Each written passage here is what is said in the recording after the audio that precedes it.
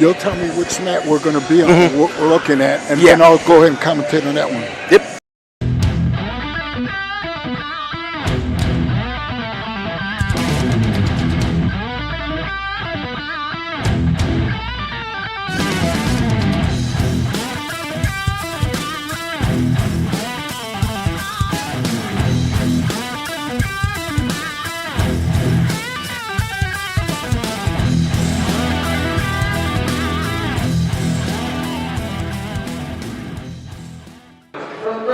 Well, good morning, everybody. Thank you for joining us, and welcome to Takedown Time on the Region Sports Network, streaming on Facebook.com/RegionSports, YouTube.com/RegionSports, and RegionSports.com. We come to you today from Lake Central High School as the Region Sports Network presents the 42nd Annual Bob Emerick Harvest Classic Wrestling Invitational. My name is Nathan Laird, and I'll be joined on the call of the matches this morning by Rudy Velasco. Rudy, good morning. Thanks for joining us. A fantastic early season event here at Lake Central where some guys and some teams can kind of set the bar with where they're going to be at here this season. Yes, it's a great match to start off. Great tournament. More tournaments to follow, but this is really a good understanding where all this hard practice is paying off. What does an early event like this mean from a coaching standpoint where, again, you can see where a guy's at early in the season? I know some teams have a couple of duels and tournaments under their belts already, but an event like this with a ton of teams, a ton of good teams here at Lake Central, kind of you can show your guy, all right, here's where you're at in early December, here's where you need to be. It's got to be a great coaching tool as well. Oh, yes, it is, and sometimes you can adjust the weights. Some kids might decide to go up a weight where their team might be stronger, and they might be stronger during the season. It's a great way to start it off right now. We're going to begin in one of these matches, but wrestling's one of the hardest sports there is today. Yeah, this is going to be a good test for a lot of these guys. This will be the most matches they've wrestled in a day, maybe even since last season. We're going to start it over on mat number 1, our only match taking place right now. At 106 pounds, we have Anthony Becerra of Calumet taking on Josh Marlin, a junior from McCutcheon. You see he's driving right now. He's driving him, got the arm bar. All he has to do is lift that right there, tie the legs up around the head. Now, I always tell our wrestlers, go ahead and get on your chest to chest and on your toes. That's where you put all the weight on top of them to keep them down. And what we're going to do today is we're going to focus on a single match at a time. When that match ends, or if it becomes uncompetitive, we'll switch over to another match. But we'll announce what's going on at some of the other ones as well. So, for example, some other matches getting started over on mat 2. You have Josh Sawyer-May from Kokomo taking on Remy Davis from Griffith. Mat 3, Emmy Davis of Perry Meridian taking on Dan Tate of Brother Rice. Mat 4, you have Isaac Vega of Lafayette Jeff taking on Joel Barrera of Hammond Central. And then mat 5, Peter Jonda of Hobart taking on Brooklyn Walker of Lake Station. We'll keep it here on mat 1. There he goes for mat 1, just a pin right now on the cradle. That is Josh Marlin of McCutcheon getting the victory there at 106 pounds via fall. Let's go over to mat number 6 here because you got a hometown kid in Mario Huerta of Lake Central taking on Jaden Gaines of Calumet. That's at 113 pounds. We just had a fall over on mat number 2. Let's see who gets their hand raised. And they're falling quickly this morning. Josh Sawyer-May of Kokomo gets the win. We got a fall over on mat number 4. Isaac Vega of... There he goes. That's mat 5, Donda of Hobart. We're still on mat 6 here. He's driving. He's got the arm ready to pull him over. He's got to come back and start it up again. Head up. Guy on the bottom should always have the head up. There he goes. You see, he took too long, and he's gone on his back. He's bridging. Now he has to try that. He's got his legs tied up. That is Mario Huerta of Lake Central there in the black and blue taking on Jane Gaines of Calumet. Mario ranked number 5 in the East Chicago semi-state via Indiana Mat, a senior. That bridge, he's got a powerful bridge right now. He's getting out. That's a mistake right there. He's going to get ready for the fall. He keeps holding him. There he goes. He let it go.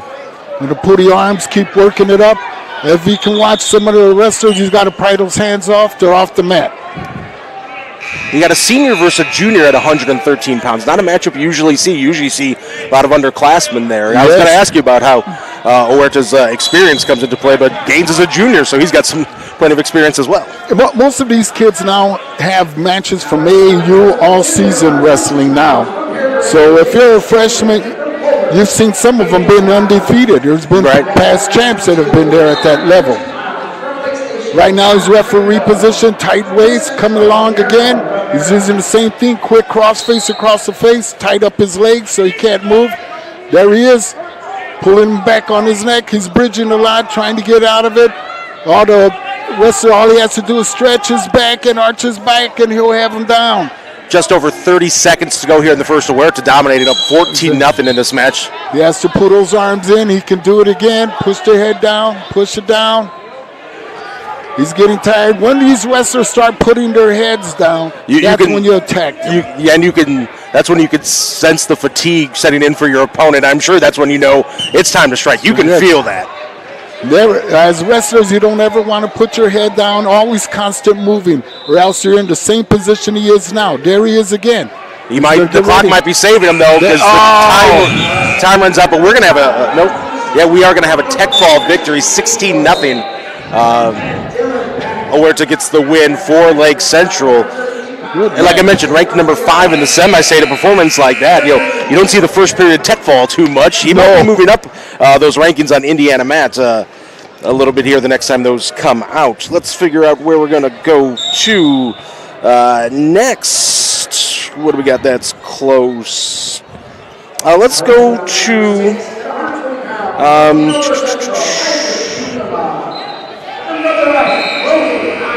let's go to Mat 2. We got Daniel Mata of Hobart, a junior. He's ranked number 7 at 126 pounds in the semi-state, taking on Jacob Sandlin, a freshman from Perry Meridian. Currently, it is 8-3 in favor of Mata. If you watch some of these wrestling matches, often look, once again, he has his head down. Then you're able to put the half on there or pull him in. He's driving his arms into his back. He's going to get ready again. You have to be moving. If you're on the bottom, whether you build your base up step by step, either he has to, there it is, almost had him again. He has to stick it with it. Walk around the head. He has to put that half right there. He's in good position to get a fall there. He's going good. And he gets the fall with just a few seconds left there in the second. Excuse me, that was in the first. Now let's go over to...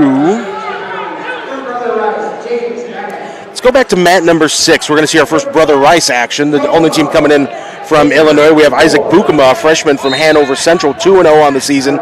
Taking on Logan Connors, a sophomore from Brother Rice, 2-2. If you notice here, he comes ready for the cradle off the mat. When these kids do the cradle, you always have to push on that hip to roll them over. Drive it through. Tight referee's position, always tight waist, hard on the elbow. Too easy to pull him over right now. You see he's got his head up. He's got to push it down. He's going to start walking it. He's going to walk it around the head. He's got the arm bar on there. Once again, here he comes. Lays flat. And Bukema gets the fall. Let's go over now to mat number 3. We got a close one between Emmy Diaz, a freshman from Perry Meridian, and Dan Tate, a junior from Brother Rice. It's 7-6 in favor of Diaz from Perry Meridian. That's in the third, just over a minute to go in that match. Diaz wearing the black and powder blue of Perry Meridian. Tate the burgundy of Brother Rice. Yeah, we've had a lot of falls this morning, so seeing 7-6 in the third is a little bit refreshing. They're really falling today. Usually on the first matches with the seeding, they have the lower wrestlers against the first one. Look, if you're able to see mat 2, another fall. Yeah, and this isn't atypical that we're seeing all these falls. As you mentioned, it's seeded, and I think you can give credit to the seeding committee that they did a nice job with seeing all these. Another winner there. And mat 3, he still's got his leg. He's still holding it. I like to grab wood under the leg rather over it like that. 25 seconds to go in that match. Diaz of Perry Meridian, a freshman, trying to still hold on. He's holding on to that leg. 15 seconds left. Oh, almost flipped him for the cradle again. There he goes. 10 seconds remaining. That's to push it. In the last 10 seconds of match, you always have to push. Especially when you're down by 1, and Tate's not going to be able to get it. 7-6, Emmy Diaz of Perry Meridian gets the victory. We got a new match starting over on match number 2. It's just, let me see what we got that's close here. Let's go over to mat 2. We got a new match starting. You have Angelo Vargo of Penn taking on Evan Marsiglio of Hanover Central. Angelo Vargo, a freshman, ranked number 2 in the East Chicago semi-state at 132 pounds, which is impressive enough. Great stand-up. Ranked number 5 in the state. Wow. At 132 pounds. This freshman from Penn. And so we'll see what he brings to the mat here against Marsiglio, who I had a chance to see him wrestle the other day. Hanover Central came to Andrean for a duel there, and big night for Hanover Central against the 59ers, and Marsiglio is one of the guys there who had an impressive performance, got a fall. See how he's driving for that takedown. He's got his head there. Dangerous move, but he did it. He's got the 2 points for the takedown. Wrapped him around. He's got that arm pretty high. You have to be careful with that. Almost got him for the pin. There it is. Once they get that, he's driving him again. He has to put him up again. And this young man is Vargo for Penn. As we talked about his rankings, he looks bigger than 132. Oh, from wow. Penn. And if you would have told me that kid's a freshman, I would not believe you. He's the way the wrestling has changed so much in the years. Everyone's really training hard, wrestling all year round. So you might not have had freshmen like that when you were coaching? No. We were lucky back in the day when I was in the 70s. It was like maybe 30 matches if you were lucky. Vargo up 4-1 here in this matchup. And they're pacing towards each other, getting the head down, trying to snap down. Nice try, shoot for that takedown. Sometimes you want to fake it, go for one side and go to the other side. There it goes. Lifted that arm perfect. Hand around the waist, 2 points. And now he's going to start bringing those arms, grab underneath his arms. And don't ever grab over. There he goes. He's got it for that chicken wing. Walking around, trying to walk around the head. He's got that arm a little high. There it is. All he has to do is arch his back. Time ran out. The clock saved Evan Marsiglio there, because that was a tough position to be in. Oh. But even as a former coach, that's got to make you happy. You're pointing out what he should be doing, and right when he's doing it, it's... Oh, that's all instinct. After a while, you go through your holds all during the season. You're working on everything, and there it is. You see the simple moves, too. Fundamentals win matches. At the collegiate level and the high school level. Stand up, he's got to rip the hand, turn off, and face him right away. Sometimes it goes. He's grabbing the head. You see how he's pushing his head down. 10-2, Angelo Vargo here as we're early in the second. This is 132 pounds. There he is again. Flipped him over again for the takedown. He's going over. He's got to get underneath the arms. Now he's going to get ready again. See that chicken wing again. He's trying to get it again, the arm bar. But when you do that hold, you have to block the other arm if they're flat. Otherwise, it goes. You're fighting that arm. Other matches going on right now. Sorry there, Coach. You have Tesson Brooks of Calumet trailing Wyatt Strickler of McCutcheon 2-0 at 126 pounds. Raul Quintanilla of Highland trails Darian Perez of Lake Central 2-0 at 126. Cameron Woods of Portage leads John Velli of Perry Meridian 2-1. That's at 120 pounds. Jester Thang of Perry Meridian leads Rafael Sanchez of McCutcheon 5-0. And Christian Tapia of Portage leaving Evan Kreiderman of Hanover Central 2-0. This match we're focusing on here, we want to see one of the higher ranked wrestlers, Angelo Vargo, all over Evan Marsiglio, 15-3 in the second. So we're looking at potential tech fall here in just a little bit. And then we'll bounce over to another match. Again, we're going to focus on one match at a time. And then when that match ends, we're going to switch to another one. And we'll try to read off as many results as possible. But as we saw earlier, sometimes these falls come fast and furious. And here we have another one possibly coming on. He's laying flat. There he goes, back up. More points, scored some more near fall.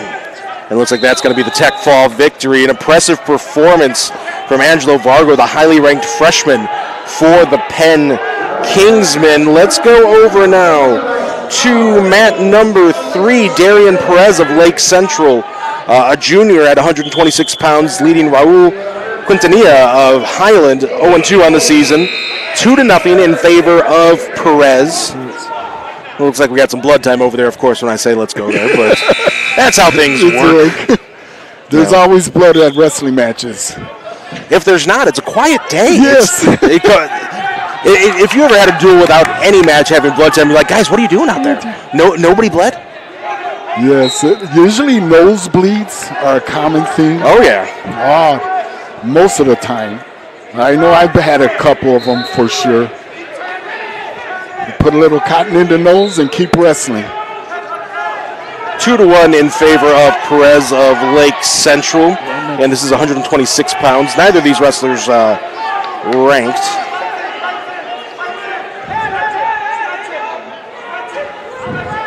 Now 4-1 in favor of Perez. Standing up, getting ready for the takedown again, sizing them up, get to the center of the mat. You always want to get to the center. There it is. Nice. Grab that single leg, wrap them up, pulls them back on the mat. As a bottom wrestler, you never want to reach back. If you reach back, you're giving control to the opponent on top, and is also opening up yourself to have a half thrown on you. He's roughening up right there. And reaching back like that, obviously you never want to do that. Is that kind of, again, instinct for younger, maybe more novice wrestlers to try to do that, and that's just one of those things they got to get used to not having that reaction? Yes, it is. When we were taught, and we always used to tell our wrestlers, never reach back, keep your head up, watch how you grab, don't grab like a cup, use your thumb when you're grabbing with your hand, and constant movement. It's always like chain wrestling. If he takes me down, I'm going to try to stand up. If I'm in the bottom position, I'm going to sit, stand up, switch. Inside roll, grambling roll. You can go through 20 different positions when you're on the bottom.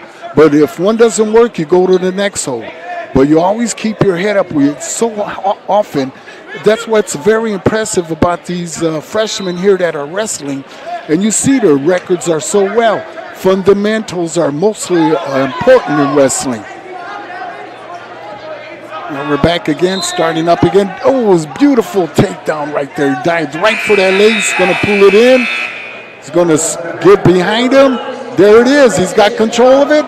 He's got the takedown. Gave him the 2. Now he gave him the 2. That makes it 8-2 in favor of Darian Perez. If you see his head's down right now, his head's down. Have to keep that head up and constant moving. You get to your base, start ripping your hands off, the ones that are on your thighs. Minute 25 to go in the second here on this match. Once again, he almost stood up again. He has to build his base up one by one knee at a time, but keep your head up. He's driving. You notice, there it is. I noticed the arm bars are being used quite often here a lot. That means they're either reaching too back or the arms are. You got to have a strong base on the bottom, like a table.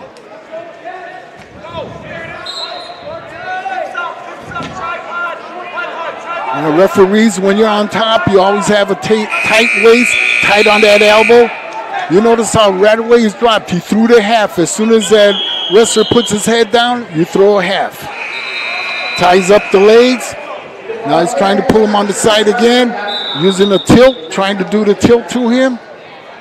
And he's fighting it. He's still got his head down. See him pulling it in.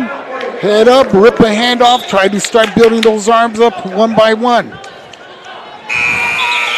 Perez still in control here in this match. 8-2 with 40 seconds to go in the second period. He's just riding those legs.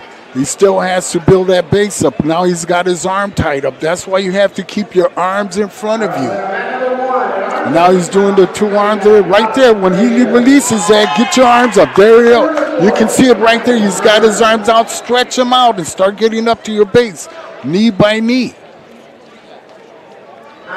Don't let him control the hips. Now he'll start tying up his legs.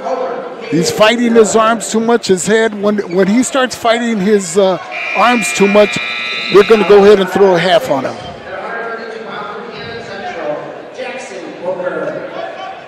New match coming up on mat number 6. You have Daniel McGill from Hobart taking on Jackson Booker of Hammond Central.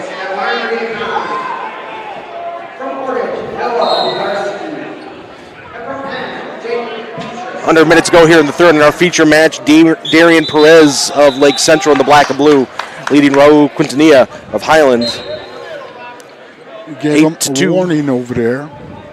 Moved too fast on the whistle.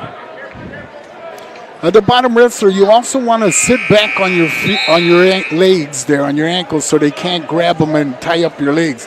He did like a grambling roll right now, trying to get out. You see how he reached back? Now he's grambling rolls again. There you go. Nice move, nice move. Got out of there, tied his legs up, took the reversal. That makes it 10-2 in favor of Perez.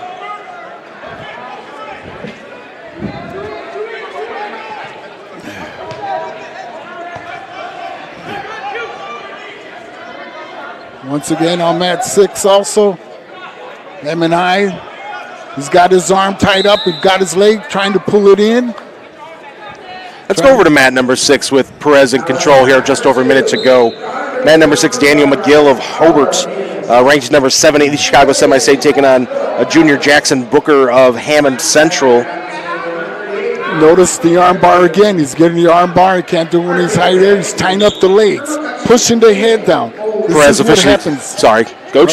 officially gets the win over on mat number 3. Now, right now, M&I should be ripping that wrist off and trying to stand up. He's taking too long to do that. 2-0 in favor of McGill. 20 seconds to go in the first. Now he's pulling it back. He's going to sprawl on him. All he has to do is tie. Oh, he's got back to his stomach. Now here he is. You see him? Kid from Hammond High. He got his head down. As soon as you put your head down, you throw that half on him. And the half is supposed to be on top of the head, not on his neck. Now he's rolling around. All he has to do is try to kick his leg out from Hammond High. Time up.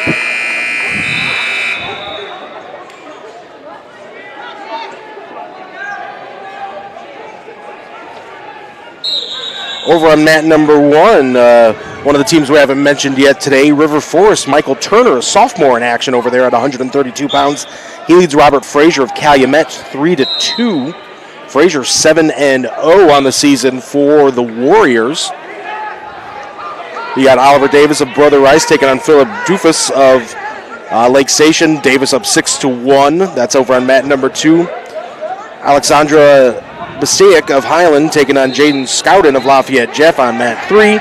Mat 4, Darian Melton of Brother Rice losing to Alex Vega 10-2 at 126 pounds. Cooper Wilkins of Portage leads Nick Rahovic of Griffith 2-1 in the match we're watching. Daniel McGill of Hobart leads Jackson Booker of Hammond Central 2-0 early in the second. Now we just got a reversal for Hobart on match 6. Makes it 4-0. He's got his arm bar again, getting ready for it. Here it comes for the half again. He's fighting it, grabbing him by the chin. He's supposed to get it tight, lift up with his legs, and he'll be on his back right there. Once he leaves that go, he's gone. And there's the fall. Let's go over to mat number. All right, and so we're not going to mat number 1 because Turner just gets the fall. It looked like. Let's make sure. Yep. Michael Turner of River Forest hands Robert Frazier his first loss of the season. Coach, of the match we just watched, it was technically only 4-0 when we bounced when he got the fall. But it seemed like McGill was in significantly more control than a 4-0 score. Yes, it was. It was. Let's go over to mat number 5. Cooper Wilkins of Portage leading Nick Rahovic of Griffith 4-1 here at 132 pounds. As we start the second here. See, you cannot do it right now. He went in for a takedown and he stopped. Never stop when you're going through. Follow through. And what happened, he lost that control and he lost that takedown. Now he's going to end up on his back right now. He's stretching. He's pulling that chin. All he has to do is lift that leg a little bit. You notice he's getting it tighter. I like to tell our wrestlers to go ahead and get on your toes and put all that weight on your chest. There he goes. It's getting close. He's already. He gets the fall. Let's see where we're going to go from here. People, if you get a chance, come out and see some great wrestling today at this tournament. Oh, absolutely. It's got to be going on all day here at Lake Central. It's a great environment. This gym gets loud, especially as we move on throughout the day. Let's go over to mat 3. We have Jaden Scowden of Lafayette Jeff leading Alexandra Bastaic of Highland. It's 4-3 in favor of Scowden. Minute 14 to go in the track wrestling says the second. The scoreboard says the first. That match has been going on for a little while. I'm going to assume it's the second. Yep. Yeah, over on mat 3. You notice how he's right him. You're tiring your wrestler out on top. The more you put on the weight, he's got the legs tight in there, and he's trying to stretch him out. He's trying to pick it up, but the wrestler on the bottom had his head up. Time up.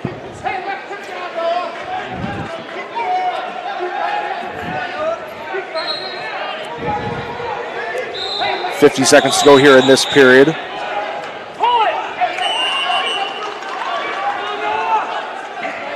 You see, once again, on man 3, he's got it tied up. When you see a wrestler leaning his head too far, doesn't have control, all the bottom wrestler has to do, if he doesn't have his legs tied up, is throw those hips up. When they're riding too high, you have the opportunity to get control. 25 seconds to go in a 4-3 match. Jaden Scowden of Lafayette Jeff in the red. Alexandra Bastaic of Highland. He has to push up. He has to push those legs. He's driving it. 10 seconds. Keeps driving. He's getting ready to try to do a cradle. It didn't.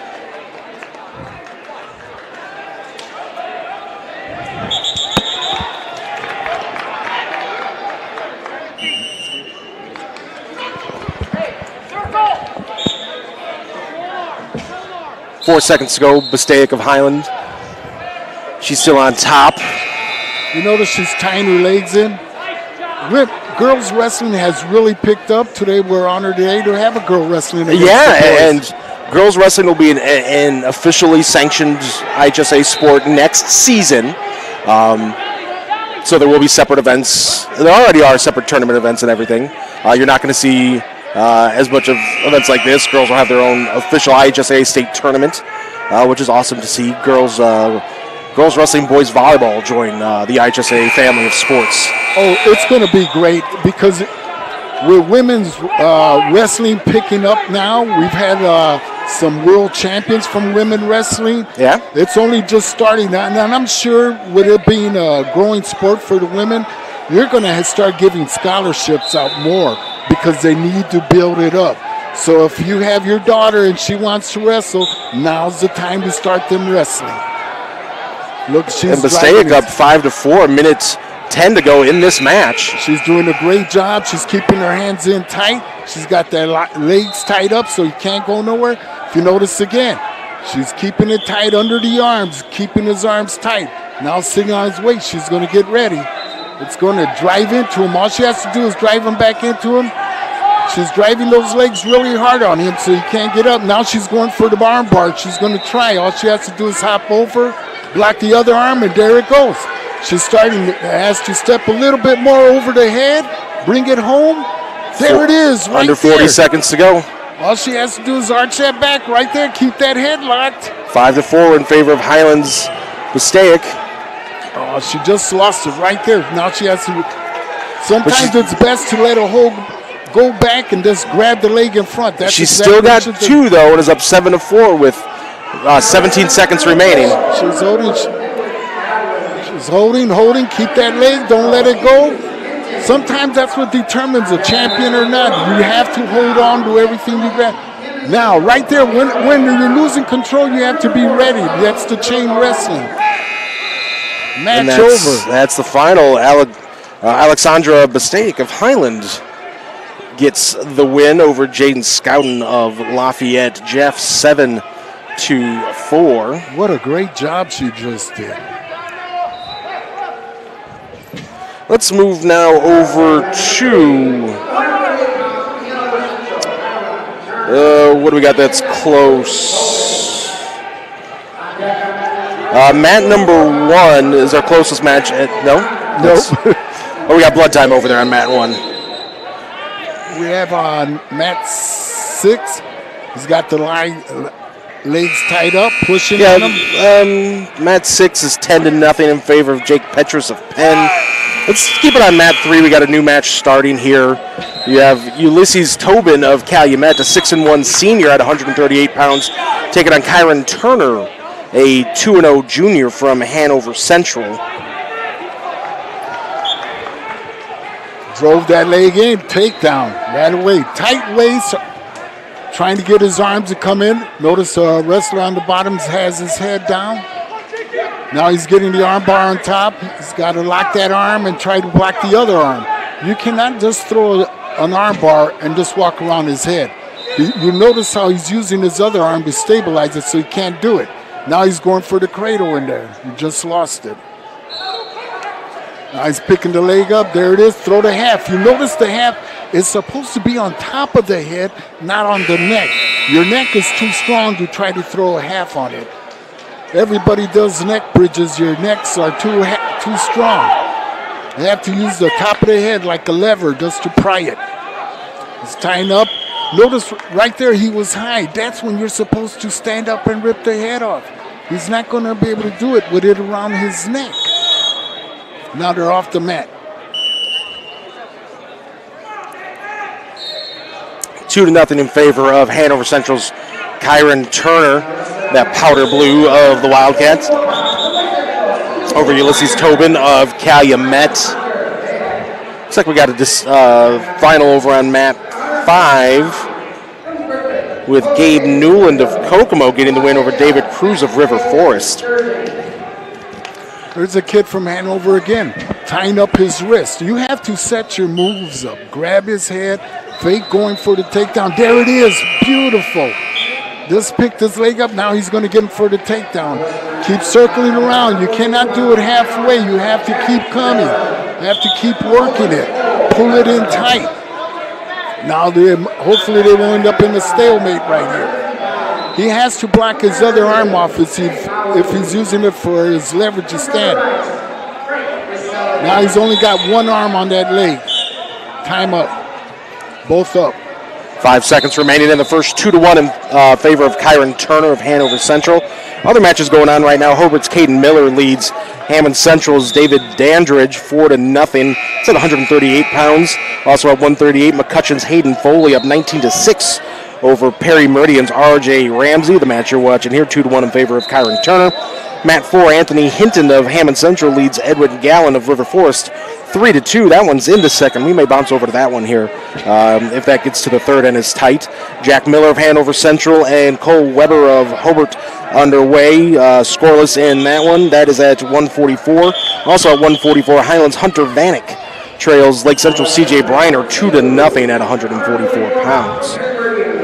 Back on mat 3, he's trying to size up for the takedown. He's been in there several times, but he hasn't followed through. He needs to finish through on his takedown. Right there, when he pulled him to the side, that means he's jerking his head. Takedown, right there, he has to follow through. There it is, takedown. You have to follow through on your holds when you're going for the takedown. He's going to tie up the legs right now. Bottom wrestler has to start building himself up one by one. You notice that he got up to his hips. Now he has to shoot out and rip those hands off. If he just sits there, it's too much time for the top wrestler to hold him. Now on the top wrestler, you need to tie up the legs. This is another match, maybe not as much as the McGill match we watched earlier, where Kyron Turner's up 4-1 under a minute to go in the second, but it seems like he's been in control this entire match. He has. He should have been. It should have been over. Yeah, the disparity seems like it should be much more than 4-1. Yeah, he's not following through on his takedowns. Now it's 6-1 in favor of Turner. He has to follow through again. He's going to let him go. There's the one right there. Nice takedown. Now he should throw a half. Right now, right there on top of the head. When a wrestler gets taken down, kids, get back to your base. Don't reach back. Reach right away back to your table stands. Tobin gets a couple swipes for near fall. It's 6-3 now And again, a match where you would think Turner should be up by a bunch. One situation like that, at the end of 2, it's 6-3, and Ulysses Tobin right back in this thing. Well, he's letting it get away, Turner. He's had several takedowns. He hasn't followed through. And then when he got taken down, he turned to the side, and the wrestler on top was able to throw half and put him on his back right away. That's when you get taken down, get to your base, get to your stomach, and start building up. Don't reach back, and that's exactly what happened to him, and the half was thrown on him. So 6-3 in favor of Hanover Central's Kyron Turner as we start the third here. And they gave him near fall at the end of that third. It's now 7-6 in favor of Tobin. That was a late addition to the scoreboard. They added that in between period, so Ulysses Tobin now up. Now he has to start taking it to him. He's knowing that there it goes. He keeps giving those legs up too much.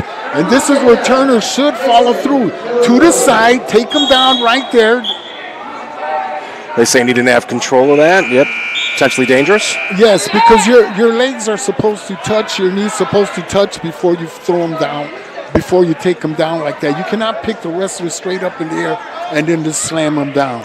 So now 8-6, Tobin gets the point for that one. Well, we have a second here. I want to let you know that Elite Athletic Club is Northwest Indiana's premier full-time wrestling academy. Visit www.eliteathletic.club.net or call 219-841-1906 for more information. Effort, attitude, champions, Elite Athletic Club of Northwest Indiana. You notice the wrestlers that are winning, the ones that have won on their pins, all of them kept movement. You can never stop. You always have to keep moving. That's what makes good wrestler. Constantly moving. If one hold doesn't work, you go to the next hold. You keep going. That's what we call chain wrestling. Folks, come out. You're seeing some exciting wrestling today. We got some good matches going on. Let's go over to mat number. Until we get this one started, let's go over to mat 6.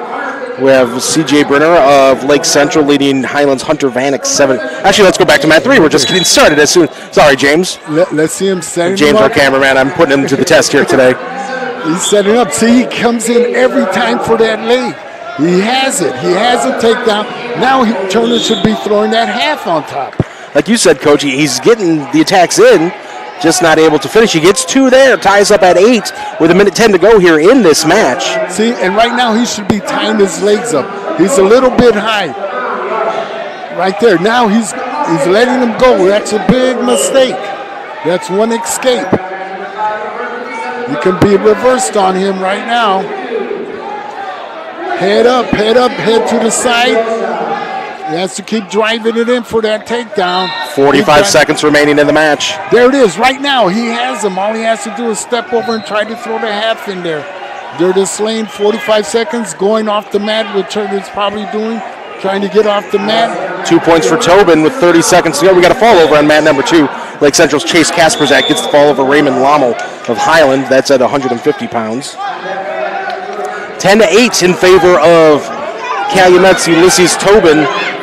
27 seconds to go here in this match. This is at 138. Again, we're focusing on specific matches. Over on mat number 6, it was 7-2 in favor of CJ Brenner of Lake Central. Looks like Hunter Vanek's back in at 9-7. See if we'll have time over on that one when this one is complete. It's 10-8. He still has to hold that leg. He's going to give him, but he has to be careful. There you go. There you go. Scoot up. Come up to the different level. 5 seconds left. Kick that leg. He tried to.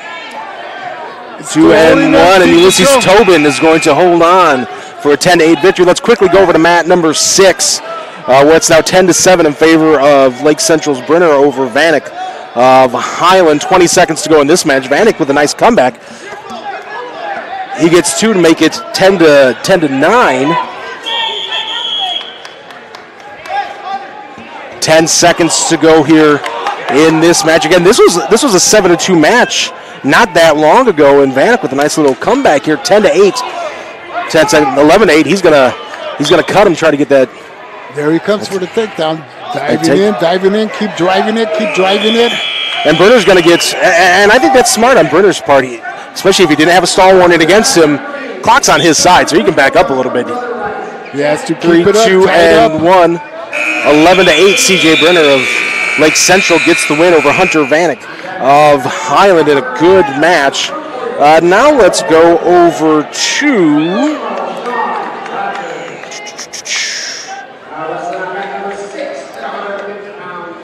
Let's see where we're at here.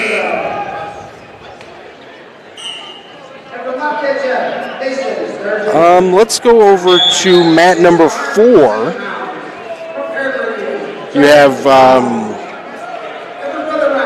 Carlos Villagomez of River Forest taking on Ramiro Delano of Hammond Central at 150 pounds. Scoreless in that one. Both tying up the hands, working it. Even when a wrestler pulls back, they're vulnerable for a takedown. Some of them should be shooting this. When they're close enough, sometimes you get too tied up going into a tie-up when you should get ready for that takedown. See how he pushed his head down? Turned his back. He should have shot on him. And wrestlers, if you notice one thing, you never cross your legs when you're up going for takedowns. If you see a wrestler cross his feet, take that shot for that takedown because his balance is totally off. That's what I said. Fundamentals is the key to a lot of the wrestling out here today. And it'll still help you in collegiate level. Right down. Oh, there he goes. He's got that armbar on him now. That gives Villagomez a 3-0 lead here in the second. Short time, it looks like, but he's going to look to get the fall. Yes. We got a fall over on mat 3, and Villagomez does the fall. And what was a scoreless match not too long ago, Carlos Villagomez of River Forest gets the win. Let's go to... Looking to see where we have and who's ranked. Focus on some region guys. Let's go to mat 6 right in front of us here. You have Mason Sturgeon of Lafayette Jeff taking on Jose Rizzo of Griffith. Sturgeon a junior 0-1 on the season. Rizzo a senior 2-0. This is at 150 pounds. We'll go around the mats here and give you some score updates. Over on mat number 1, Gunnar Smith of Penn leads John Bush of Lafayette Jeff 11-2. Just a few seconds left in that one. Mat 2, you have Daniel Carrillo of Highland and Christopher Scott of Penn. They are scoreless. Mat 3, Sean Rogers of Kokomo and Levi Overbay of Portage. They're also scoreless. Overbay up 2-0 at 150 pounds. Mat 4, Dominic Rivera of Hobart and Caden Campbell of Penn just getting started there, scoreless at 150 pounds. 157 over on mat 5. Lafayette Jeff's Mason Killebrew up 10-4 over Devin Rush of Kokomo. In the match you're watching here, Mason Sturgeon of Lafayette Jeff leads Jose Rizzo of Griffith 4-2 early in the second. If you're the wrestler on top, the bottom wrestler should not be able to be pulled to the side that easy. You have to keep your head up. You always start with a strong base. If he's able to pull you down, then you either have to do something, a quick stand-up or a roll or a grambling roll to counter that. Now you can see right here, he's going to try to tighten. Oh, what a mistake. You let him go on the leg, quick escape. There it is. He's got his arms tied up. Right now what you're seeing is a lot of muscle being used, but he's got his leg tied up. It's at 4-3 in favor of Lafayette Jeff's Mason Sturgeon. He's in the red and black of the Broncos. Jose Rizzo of Griffith in the black and silver. He's getting ready. Looks like we had a fall over on mat number 3. Levi Overbay of Portage gets the win via fall. Our new match over there at 165. We're moving here pretty quick, Coach. You have Felix Yaguire of River Forest taking on Israel Sinnott of Hanover Central. You can notice on this match, on mat 6 here, the wrestlers are getting tired, both of them. They're using a lot of muscle, as you can see how they're doing it. One wrestler has his head down, the other one has his head down too. And so now 6-3 in favor of Sturgeon. As a coach, you see your guy getting tired. First match of the day, win or lose, they're going to wrestle again. Yes. What's the approach? What do you tell them in between? I know you're going to have another match to go, coach, of course, but what do you tell them? Like, hey, focus on this. Here's what I want you to do in between matches. You know, when we used to do it, when my coach used to tell me, well, in between that, take 3 quick, deep breaths to get that oxygen back into your system and get ready for the next move, because it's not over. You got 6 minutes to wrestle. You have to do it. That's why wrestling's one of the greatest sports there is. It helps you succeed. Everybody out here, if you've seen a wrestler that got pinned or lost, they put in a lot of training. Absolutely.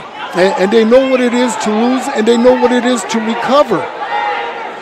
Right now, he's trying his leg up, pulling it straight. There it is. All he has to do is straighten it out. Good. We're tied here in the third. See, both of them, he has to tie his legs up. He's trying to grab his wrist. You don't want to grab over his wrist. You want to grab under and pull it in. And notice again, he's trying to use too much strain. He's just moving with his legs. You got to tie the legs up. He's going to put himself and get pinned. Right there, right now, all he has to do is kick his legs back, throw half in. Right there, he just lost it. He can put his arms under his arms and pull them and stretch them. That's what he has to do. Right now, he's trying to do the arm bar right there. He's pulling it, but that elbow's sticking out a little bit too much. Sometimes that's a bad positioning, and they could stop the match for that. It could be dangerous. Just over a minute to go here in this match. Griffiths, Jose Rio, Mason Sturgeon, Lafayette Jeff tied at 6, 150 pounds. Not enough to give him points. Tom Ling, our referee in this one, he had one swipe there, but... You see that? He's high. Right now, all he has to do, excellent move. There it is. You see what happens when you're high? Right, there's that reversal. That's what it is. Good awareness there by Sturgeon. He's up 8-6, 37 seconds to go. When you feel those hips above your hips, that's when you flip them. That's when you throw it up and you can roll them. Now he's trying to pull those arms in again. He's pulling it in tight. Now he's getting a little tired there. See, he's turning to the side. You don't want to do that. You're doing half the work for him. Right now, there he is. 10 seconds. He's looking at the clock. You can tell when they're tired. I was just about to point that out to you, Coach. You were on top of it. Well, do you tell your guy, hey, don't do that? Yeah, never look at the clock. Yeah, and Sturgeon's going to hold on even despite that, but he definitely took a glance up there and thought, all right, I got 6 seconds left. I can hold on for 6 more seconds. As a coach, that's probably the first thing you tell him. All right, don't look at the clock like that. So, bad things could happen when you take your eyes off the prize there. Oh, that's for sure. You have to. It's 100%. You always have to stay with it 100%. Let's go over to...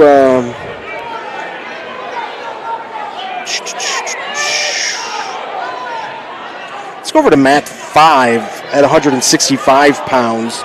You have Jimmy Hastings of Lake Station. We haven't watched much Lake Station taking on Stacy Rund, a freshman from Kokomo. Hastings up 6-4, and he gets the fall right when we flip over there. So you're welcome, Jimmy. Jimmy Hastings of Lake Station, now 6-1 on the season, a senior. Let's go to mat 3. At the end of the first, you have Israel Sinnott of Hanover Central, a sophomore. 2-0 on the season, taking on Felix Yaguire of River Forest, a senior. For the Ingots, that is at 165 pounds. Driving in, you notice how he's got the tie-up, jerking that head down, trying to pull it down. When this is the move, what you want to do. When you start pushing their head down, and when he raises his head up, that's when you're supposed to go for that takedown. You're falling with his motion.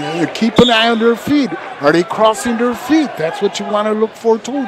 Oh, nice takedown. He shot. Once again, he pushed the head down, came right up. 165 will be one of the interesting weight classes to watch today. We have 2 state-ranked wrestlers, including Zamarian Hollyfield of Penn, ranked number 5 in the state, and Zach Huckabee of Perry Meridian, ranked number 11 in the state. Wow. So we could have we got a few weight classes like that today, Coach, where we have several guys ranked in the state at 190 pounds. I know I'm jumping ahead a little bit. We got 3 guys ranked in the top 20 in the state here today at the Harvest, including Vinnie Freeman of Penn, who's ranked number 4, and Chad Washburn of Kokomo, ranked number 8. So as the rounds go on, we're going to see some good, highly ranked wrestlers here at the Harvest. And as Coach mentioned, we're happy to have you here on the Region Sports Network watching today. Takedown time on the Region Sports Network. But if you're in the Tri-Town area, come on out to Lake Central and watch this in person. Some good early season wrestling. At this Harvest Classic, there's been 9 4-time champions before. Wow. And today we have a couple past champs from last year. And at 126, we have somebody, Guillermo Rivera, who's a past champ at that weight. And we have Dylan Bennett, who's a past champ at 120.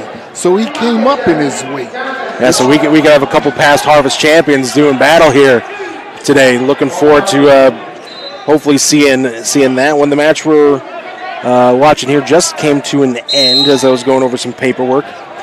Let's go to mat number 1. We haven't been to mat number 1 in a while. You have Jeremiah Stansel of River Forest, a junior, taking on Corey Hasley of Hanover Central. 8-4 in favor of Stansel. Under a minute to go. River Forest driving him, Pinton. I switched to a match and we get a fall. It's like I have these things planned. Even when I was with the Region Sports Network full time, I wasn't that good. Let's go to mat number 2. We have Giovanni Hanna Bailey of Hammond Central. He leads Jamie Serrano of Portage 1-0. This is at 157 pounds. Looks like that's at the end of the first.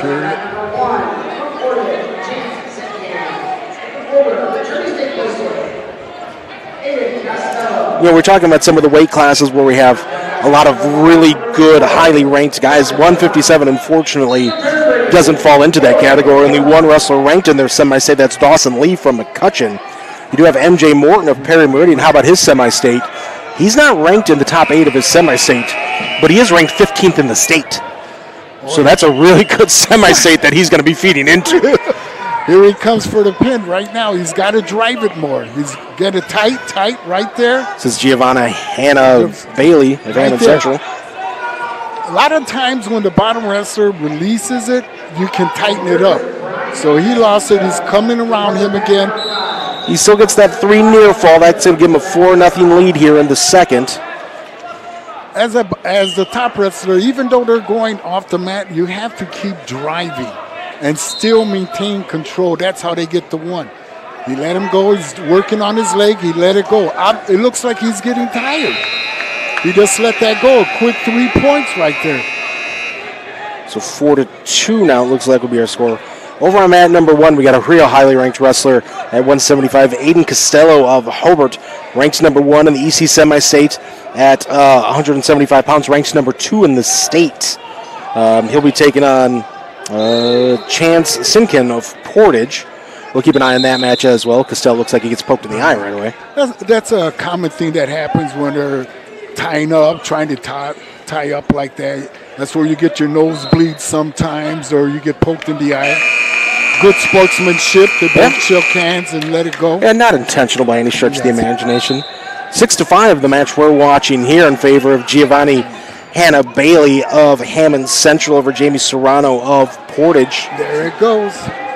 This one off the mat, or he'll give him the 2 for going off the mat. That's over on mat number 1. Give him the 2. Let's switch over there to mat number 1. Let's see Costello work. I'm not quite sure how long that match is going to be. No offense to the young man from Portage, but we got the number 2 ranked wrestler in the States. So this is a common, if you're really good on your takedowns, just how he is right there. He lets him go, gets the 1 point, then comes up and goes again for the takedown again. It's 4-1 in favor of Costello. Minute 15 to go. He's trying for that arm bar. He's got to get in there tighter, break him down a little bit more. Here it comes. Here it comes. Trying for that tilt. He'll get some points for that. He might if he gets enough there. He's got to block that other arm when you're coming around. There it is. There it is. He tightened up. Now he'll start squeezing. He's got to get it in there tighter. He'll walk around. They won't give him the points yet because he still has that hold on him. 45 seconds to go in the first. He's trying again, trying to put, oh, he just lost it, just slid out of his hands. So he gets the near fall, 7-2, 30 seconds to go. I like and no surprise here, I've seen Aiden Costello wrestle before, just the aggressiveness, the pace that he is constantly up, ready to attack. He's up 9-2 now, 20 seconds to go. He gets the fall right there on the edge of the circle. Beautiful move, and all what he did is he elevated that leg to push the wrestlers back down. That's what you have to do, elevation on those legs. Back to mat number 2, where we were watching earlier. It's 6-6. Giovanni Hannah Bailey of Hammond Central, Jamie Serrano of Portage at 157 pounds. We are in the third on that one. You see how his head's down too much? And I believe they just gave Serrano a point there. They give a stall. Yes. So it must have been Hannah Bailey's second stall, so that's going to make it 7-6. So we will say here, for mats number 2 and 4, we don't have scoreboard visibility, so we're going off track wrestling. So if we're a little behind on the scoring at the time, you'll have to excuse us. We can see 4 of the 6 scoreboards here. See it? Yes. Oh no! Now by holding on to that leg, he put himself in that position to get pinned. Here he comes. He has to push with that arm to get out of it now. You notice how he's not moving as fast now that he's on the bottom on there. He's getting tired. He's got a leg on. So 10-6. Jamie Serrano of Portage, a senior, 5-2 on the season, gets the win over Giovanni Hannah Bailey of Hammond Central. Let's go over to mat 4. I mentioned the other mat. We can't see the scoreboard on, but it's 7-5. Pierre Taylor of Hammond Central leads Vince Horner of Penn. That's at 165 pounds. And it just went final. It's an uncanny talent I have, Coach. What can I say? Back to mat 2, Emilio Torrado of Lake Central taking on Joseph Doctor of Griffith, a junior versus sophomore here at 175. You see how he's giving up control of his arms. There he goes, being aggressive. He's taking it to him. Coming around, let him go again. Torrado of Lake Central in the black and blue, Doctor of Griffith in the black and gold. Got a fall over on mat number 1. Looks like Corey Horner of Perry Meridian wins via fall over Jonathan Brock of River Forest at 175 pounds. 2-1, make that 4-1. The score of the match we're watching here, Torrado of Lake Central over Joseph Doctor of Griffith. Go ahead, I'm sorry. He's getting ready for that pin. He's got to elevate that leg. He got it out. Elsewhere around the mats, Alberto Hernandez of Calumet over Daniel Warmick of Portage, 7-4. That's in the third period, over at 165 pounds. Match that's just getting underway. Latrell Lancaster of Calumet, Ethan Salazar of Highland at 175. Jose Hernandez of Lake Station trails Samarian Hollyfield of Penn, 10-0 Hollyfield. He's 5th in the state, as we mentioned earlier. That's at 175 pounds. There it is. There's the cradle. He's got him on the cradle. And we got the fall in favor of Emilio Torrado, getting the first period fall over there on mat number 2. Let's go over to mat 3. We got a 7-6 match. Alberto Hernandez of Calumet up 7-6 over Daniel Warmick of Portage. That's at 165 pounds.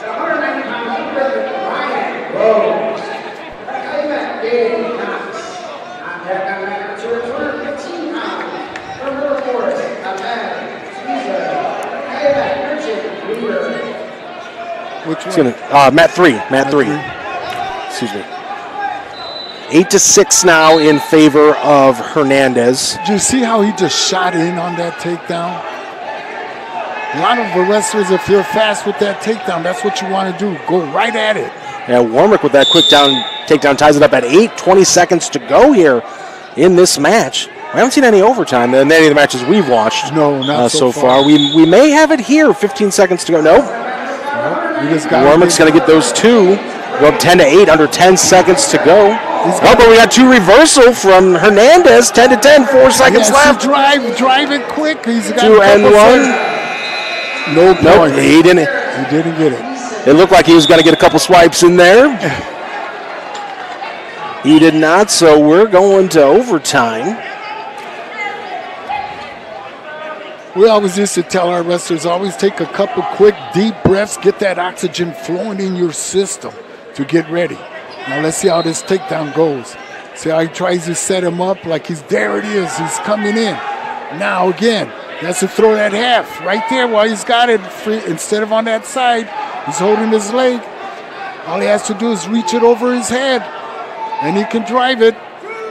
Now he's coming around back, get the quick two. 2 points there for Alberto Hernandez of Calumet to give him the win at 165 pounds. You know, when it's going into overtime or 10 seconds, even 2 seconds, that's when you have to shoot. That's when you really have to go after that takedown. And we got a fall over on mat number 2. Dayton Knox of Calumet gets fall over Ryan Rose of Griffith at 190. Let's go over to mat 6 is not taking place. We're going to have Hobart versus Highland at 165, it looks like, coming up. But no action there yet. Yep. There's a lot of people falling today. These pins are quite a lot today. Let's go over to mat number 1. We have 190 pound. We have Alex Tatum, a freshman from Hobart, leading Stefan Jokic of Lake Central 2-0 in favor of Tatum. Freshman versus senior there at 190. Tatum ranked number 7 in the East Chicago semi-state. Jokic, we do not have him ranked in that one. We have a different Lake Central wrestler, DeGrado, ranked. So change some weight classes up a little bit here today. We'll keep it here on mat number 1. We are in the second on this one. You notice how fast he comes off of that, keeps moving, his head's up, wants to rip those hands off. Robert's trying to got that leg tied up. He's trying to break that arm down. Now he's going to go ahead and try to flip him over for the guillotine there. Coming for that. Whoa, that was close. Building up. You notice how he's building his base up. What he has to do is pull his arm down, pull it in through. Get that leg out of there. He's trying to get the leg out. He's got his leg tied up pretty well. That's what's happening there. That's why he's having problems moving. Once you tie up a wrestler's legs, it's hard for them to build up on their base. Notice he'll try to get his arms underneath when they're flat. Now, there it is. His leg's free. Now is when he should go for that stand-up, try to go out. There it is, right there. Under a minute to go in the second. 2-0 still in favor of Hobart's Alex Tatum. Big kid for a freshman, too. Oh, wow. Well, let's see how he does right here. Now's when he should move. Head up, take that deep breath, get ready. Common lot of... Had a stall warning against Tatum. He keeps tying up, so the bottom wrestler is trying to get up, trying to stand up every time. He's doing the same thing to stall, knowing it's going to be called for that. Again, you notice he came up again, but this time he broke him down to his base.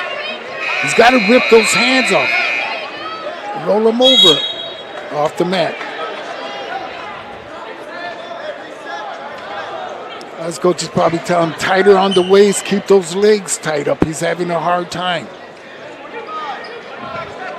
Take that deep breath. You see how his coach just told him, keep that tight waist on there. There it goes, inside trap they call it. Now, you're supposed to be running with your legs. You should be doing that. Turn right towards him. Under 30 seconds to go in the second. Still 2-0 in favor of Tatum. That was the score when we joined this match, so not a ton of action, a lot of action, but no scoring going on. There's still a lot of fighting right there. He's Absolutely. not going to flip him like that. There it goes. All he has to get that leg out, kick that leg out. From Lake Central, all he has to do is watch himself. Sometimes you wrestle a wrestler that is just awkward to you. You can be a really good wrestler and they grab certain ways and it's just awkward. He's getting ready. Nathan Laird here with you, along with the coach Rudy Velasco, Zach Zanelli producing on site, James Chalice on the camera. Our executive producer is Chris Ramirez, operations manager Rich Castillo, coordinating producer Zach Miller, sports director Jack Thiel. Thanks everybody for tuning in here. Takedown time on the Region Sports Network from the Harvest Classic. Now he's driving with him. You see Lake Central, he's got him. Tight waist, he's going to try to flip him right here. Oh, he was almost going to go for the cradle. There you go. He has to trip the other leg. It's not enough to hold him like that. He's going to get away. 18 seconds gone into the third here. Still 2-0 in favor of Tatum. Let's get you some scores from around the mats over on mat 2. Keegan Candillo, Lafayette Jeff over Nick Baser of Brother Rice 2-1. Jonathan Walgamuth of Lafayette Jeff leads Caleb Chambers of Hanover 1-0. Everett McClelland. That match just ended, so I don't have a score for you. Josh Mayo and Jaden Davis at 285. Vincent Keene trails Jaden Bartosik. We had a final there. Jaden Bartosik gets the win. And Hunter Sapkowski of Highland leads Aiden Granger of Hobart 6-0.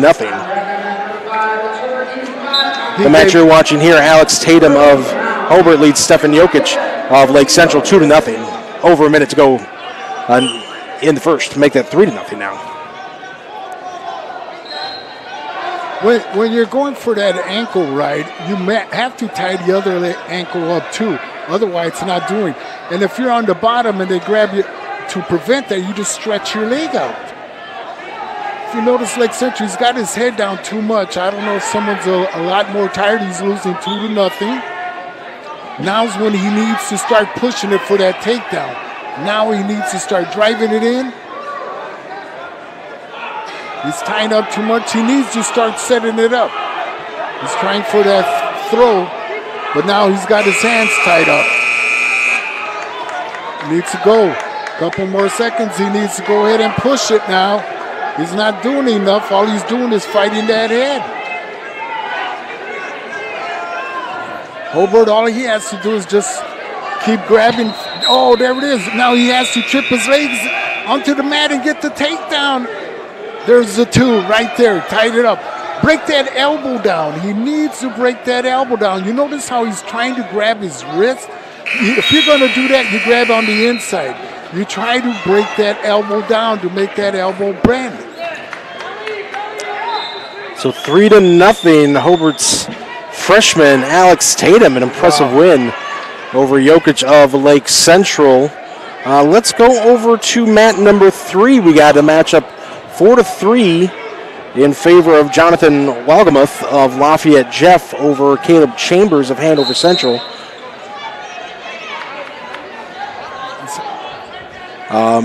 35 seconds to go in that one. That is at 175. There he is right there. He's behind him. He has to bring him down. You have to trip those legs. They're both off the mat right now. I'm going to give you an update because I didn't see him on any of the matches coming up or anything. We talked about 190 potentially seeing, 4 versus 8, Freeman versus Washburn, pending to bring their full lineup. So Vinnie Freeman not here today. And for those of you who follow Notre Dame football, that name should be pretty familiar to you. Vinnie Freeman, son of the head coach, Marcus Freeman.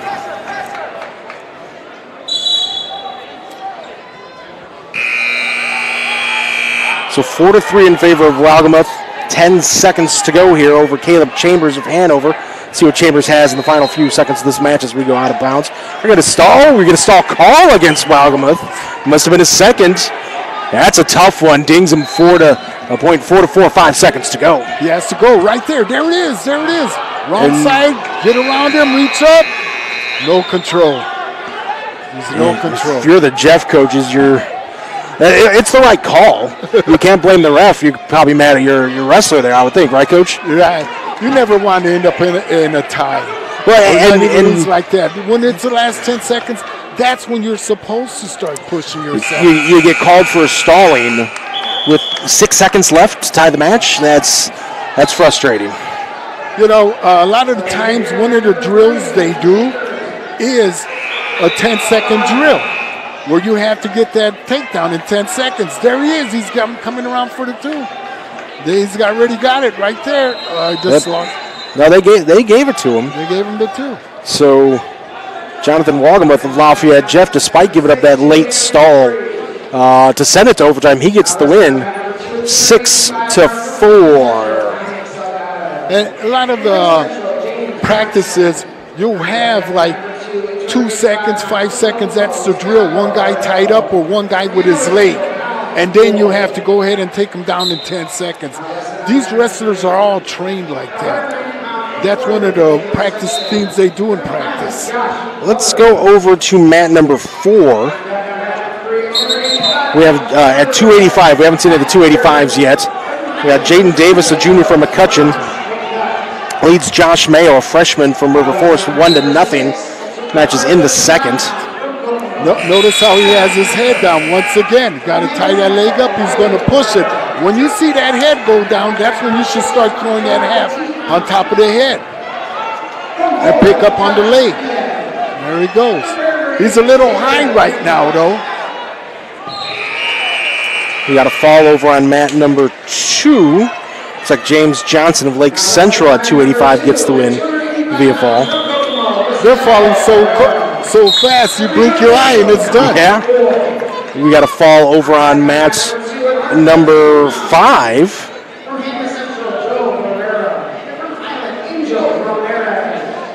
Daniel Wilson of Lake Station gets the fall over on mat 5, the mat we're watching here. Jaden Davis of McCutcheon up 3-0 over Josh Mayo of River Forest. Oh, there we go for the pin on mat 5. And we get it. Jaden Davis gets the win via fall. Where are we going to go here? Let's go over to mat 2. You have Colin Foy, a senior from Hanover Central, taking on Gustavo Aroa of Kokomo, a freshman. Foy up 2-0 in the first. This is at 285. We got a win over on mat number 1. John Kreese of Highland gets the victory. There goes the cradle. He had his head down, too much on the side. He gets a near fall. He's pulling those arms in. Notice he's trying to, that's what you're supposed to do on the bottom end. Rip that half off your head when it's coming. Oh, here it comes. Right there. He's gone. Foy gets the fall on mat number 2. Let's go to mat 3. We have Aramis McNutt from Highland, ranked number 3. Listen to this, Coach. Ranked number 3 in the EC semi-state, ranked number 3 in the state. So you want to see some good wrestling come tournament time? 285 at that EC semi-state. He's taking on Mac Merzen of Brother Rice. And you know, you look at some of these 285s we've seen, different body types. Obviously, McNutt is more of an athletic 285. Yes. Those are the nice heavyweights or the upper weights. I've worked out with them before, and they have speed, which you really don't realize it. They're a lot faster than what you think. Now he's tying him up. He's trying to pull him in. He's probably going to get him ready for a flip right here. He's got the arm underneath for underhook. That's what we haven't seen today yet, a flip. And we got there it is. He almost got it. We got some of the quarterfinals starting here as well at 106. Over on mat 5, you have Parker Bernard, a freshman from Lafayette Jeff, taking on Josh Marlin from McCutcheon. Over on mat 4, Mason Jones, one of those past champions you've mentioned. He's ranked number 3 in the state at 106 pounds, a senior from Lake Central, taking on Julian DeLuna from Hanover Central. So you got the big boys over there that we're watching, and then you got next to them the smaller ones at 106. But things are going to start, the pace is going to start, I don't want to say slow down, but the results are going to slow down as we reach this quarterfinal round of this Harvest Classic. Not going to be nearly as many first period falls, I would imagine. No, I wouldn't think so. It's going to be more a point differential, that's for sure. Again, the match we're watching here is at 285. AC McNutt from Highland taking on Mac Merzen of Brother Rice as we start the second. McNutt up 2-1.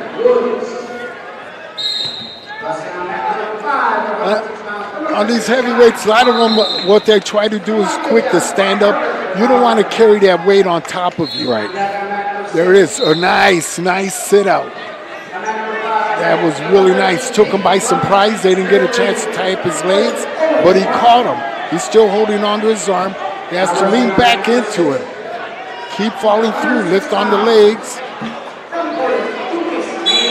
You're kind of seeing that upper body strength by Highland's McNutt there to be able to hold Merzen down a little bit after that sit out. Almost had him there. Has to pull him back, tie that arm up. See how he's grabbing underneath there. There it is, almost had him there. Now is where that weight comes in handy. There he goes. And AC McNutt gets the fall at 285. Again, ranked number 3 in the semi-state, ranked number 3 in the state. Mason Jones quickly over to mat number 4. We haven't seen Mason Jones yet today. Ranked number 3 in the state, ranked number 1 in the East Chicago semi-state. He's got a big lead now over Julian DeLuna of Hanover Central. We'll keep it there for now. Again, let's take a look into one of the state's top-ranked wrestlers over on mat number 4. And it looks like we're on to the quarterfinals for all except mat number 1. And this will be finishing the set. Oh, he let him go. He had him on his back. You got to keep those arms tight. When you get them, you have to keep it in tight. Action resuming over on mat number 4. Mason Jones up 15-5 as we start the second. Fall over on mat number 1. Malachi Evans of Penn gets the win over Bryce Welshin of Lake Station. That was at 215 pounds.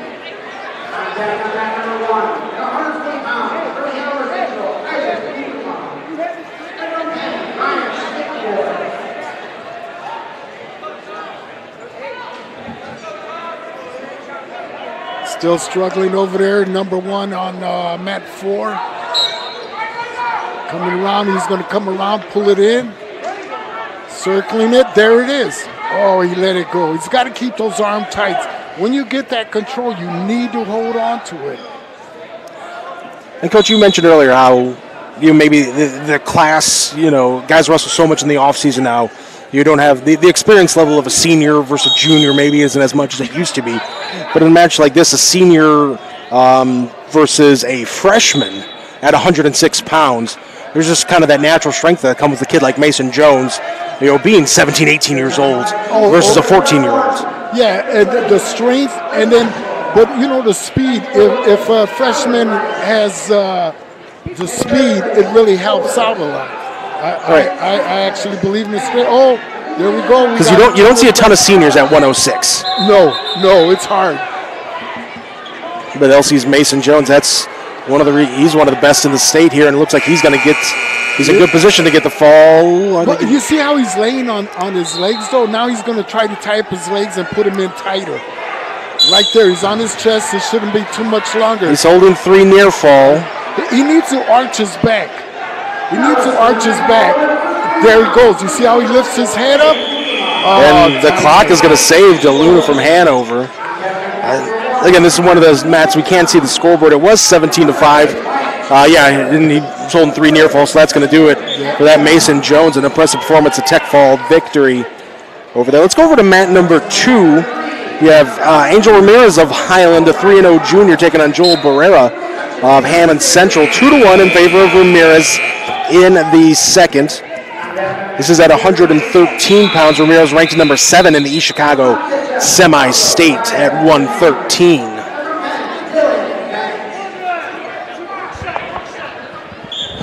Let's get you updates on all the other matches as well. You have quarterfinals at 120 pounds. You have Ryan Schmittendorf of Penn taking on Isaac Bukema of Hanover Central. The match we're watching here, Ramirez of Highland, 2-1 over Joel Barrera. He just caught him head up too high, and he caught him for that. Almost put him on his back there. Over on mat number 3, you have 120-pound quarterfinals. Aiden Dallinger of McCutcheon taking on Ryan Boss of Lake Central. Mat 4 at 120 pounds. Andrew Williams of Calumet taking on Cameron Woods of Portage. Mat 5, 106-pound quarterfinals. Josh Marland of McCutcheon leading Parker Bernard of Lafayette Jeff 9-5. And on mat number 6, 106 quarterfinals, Lucas Manning of Portage 11-0 over Emmy Diaz of Perry Meridian. 3-1 in favor of Ramirez. The match we're watching here. This is 113-pound quarterfinals at the 42nd annual Harvest Classic here at Lake Central. Nathan Laird and Rudy Velasco here with you. Thanks everybody for tuning in here on the Region Sports Network.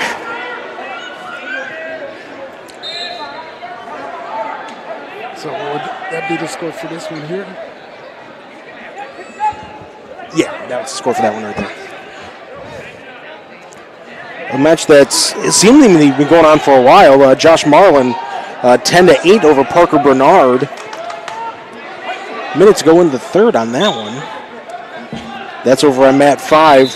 Angel Ramirez up 5-1. The match we're watching. There he is. He has got the takedown. He's got to hold on to it. He's going to kick that leg out. That's switch over to mat 5. That's been a good one. He's holding him. He's got to drive that. He had him on his back. It's 12-8. Favor of Josh Marlin of McCutcheon, under a minute to go. Again, over on mat number 5. You know, as these wrestlers, you have to not pay attention to any buzzers. In the tournament, you're hearing so many buzzers from other matches, so you just have to keep wrestling. You'd prefer your guy to wait for the ref to like tap him, like, hey, that, you know. In football, it's always you play through the whistle. It's the same here, too, I'm sure. You wait for the referee to, like, tell you specifically to stop. They used to throw the towel at the wrestlers and hit them.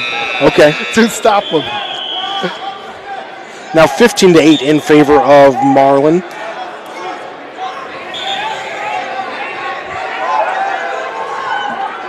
$20 seconds to go, 15-9. We'll keep it here for these final 20 seconds. After this, we're going to go over to mat number 4. Andrew Williams, Calumet, and Cameron Woods of Portage are tied at 3 at 120 pounds. Quarterfinals, we'll go over there after the final 13 seconds of this match here. He's not tying the legs up. If he turns around, he can put him on his back.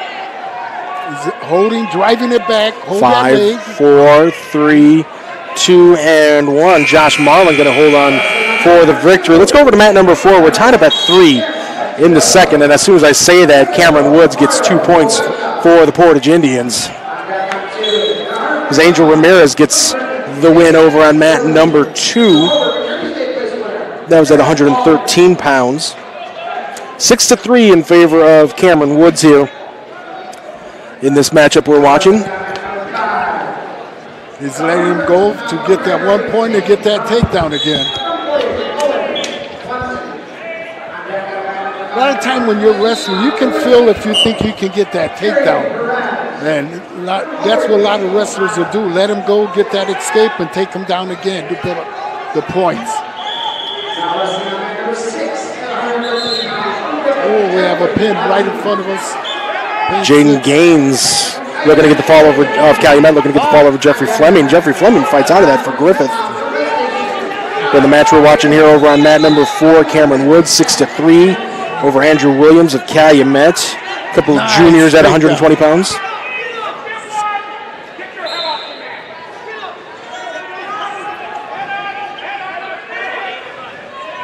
Tying up the legs on mat 4 again.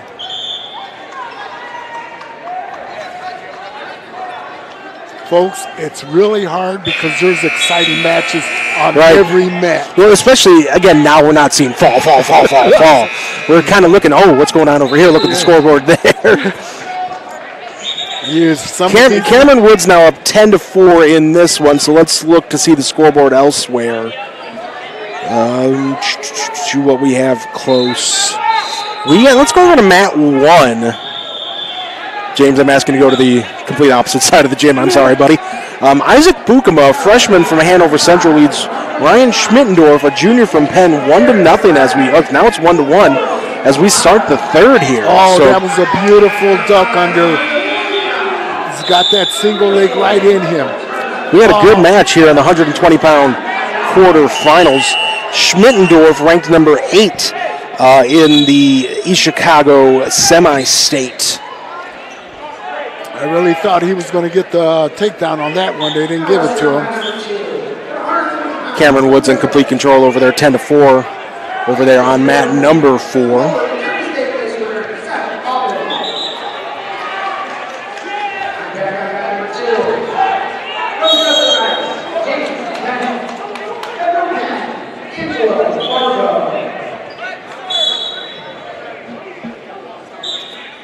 Minute 12 to go here. We're tied at 1. Again, this is the quarterfinal round at 120 pounds here at the Harvest Classic.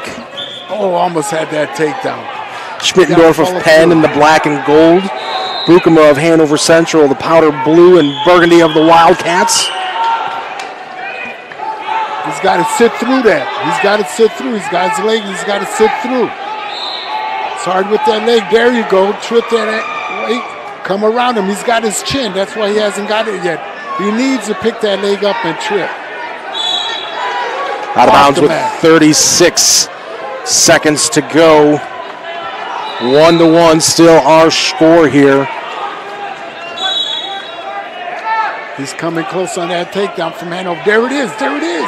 He's got it now. Right now. He's got to get behind him. You have to follow through on these takedowns. Now he has to hold on to that leg or he's going to lose the takedown. 20 seconds. You got to hold on to him.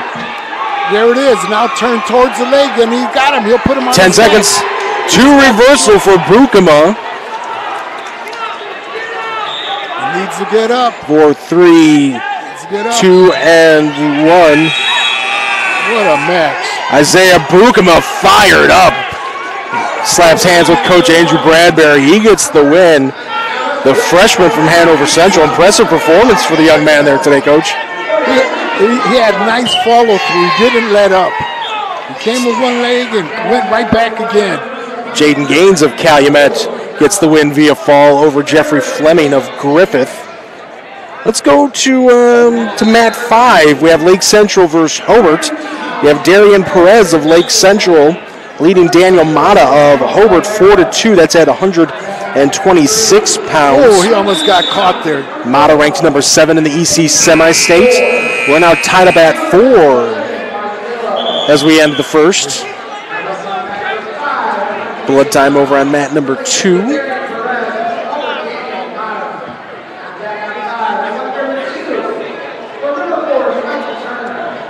I hope on this channel today, I hope some young ladies, girls are watching this wrestling.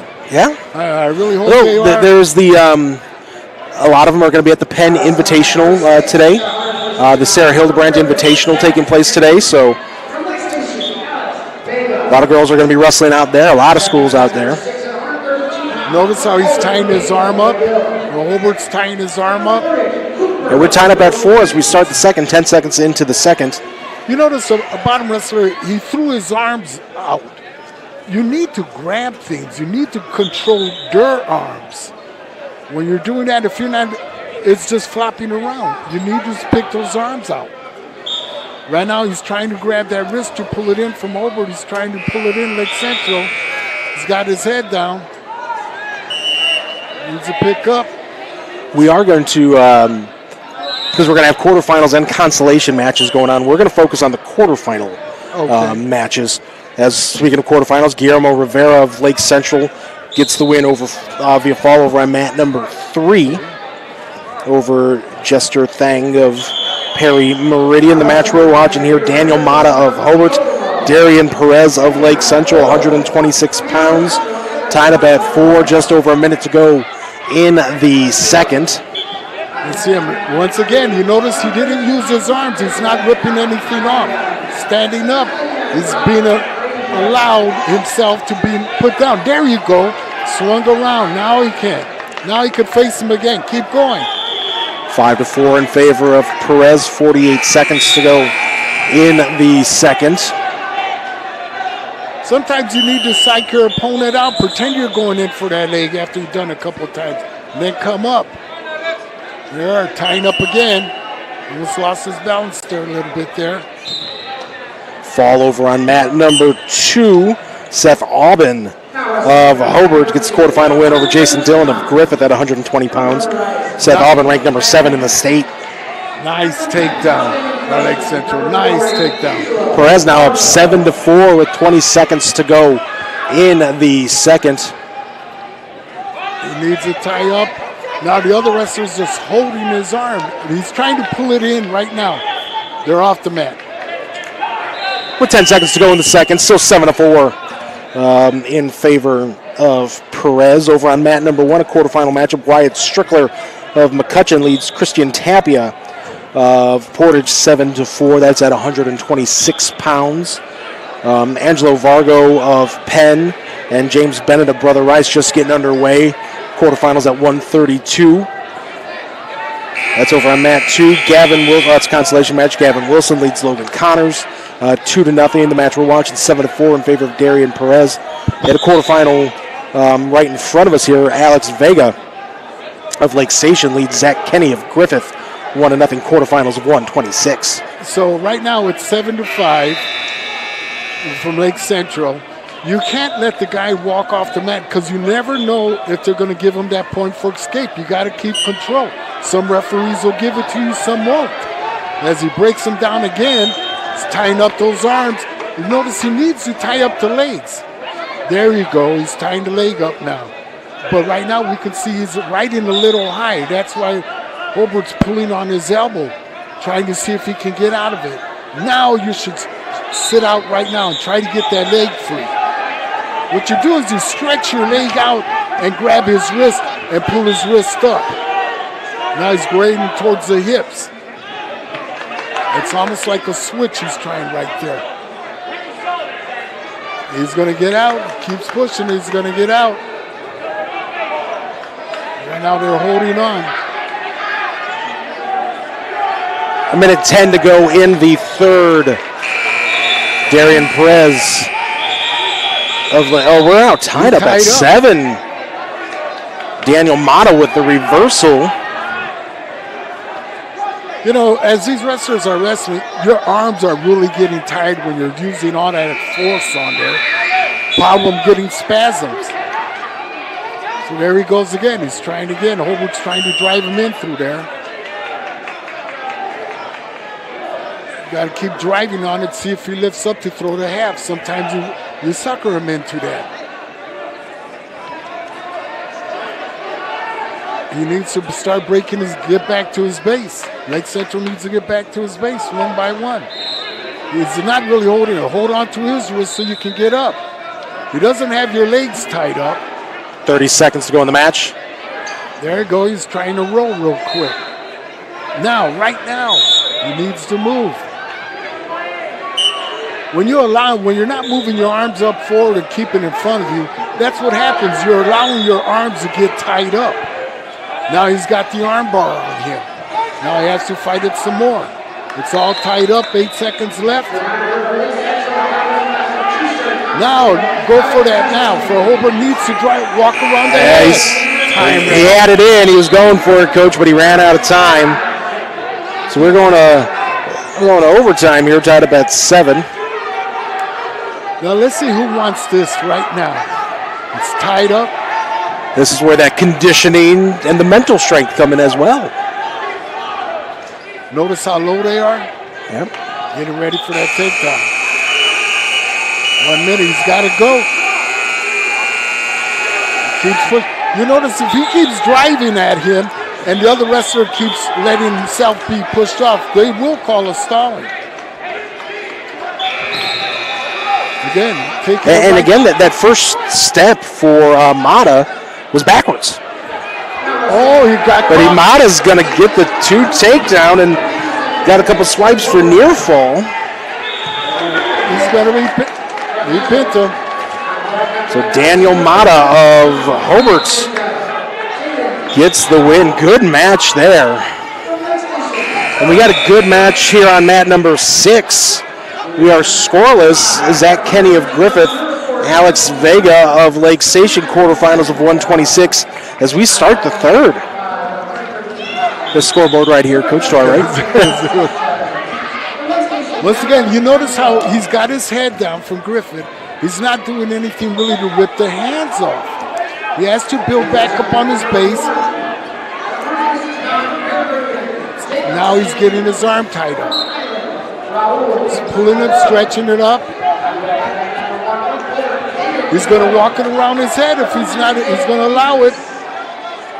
Got to keep that up. You have to rip something off. Right there, right now is when he should be making his move. His legs free. Stand up and move. Stand up, rip it off. You notice he's ripped. Excellent move. Got a point. Escape. And now he's got to tie the head down again. Minute 13, third period, only 1-0. There he goes. Almost. That should have been a takedown. Nobody followed through. Now he's got the arm, lifting the arm. 1-0 in favor of Griffith's Zach Kenny. 55 seconds to go. This is the quarterfinals at 1:26.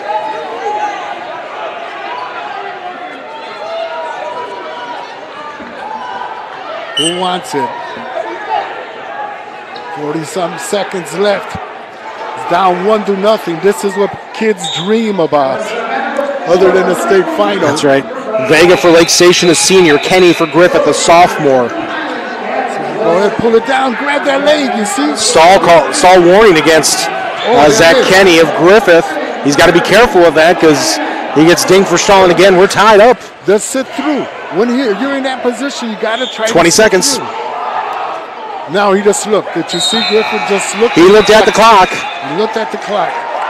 All he has to do is just keep wrestling. He's got 10 seconds left. He has to keep picking his arm up, keep coming in. He's got the lock.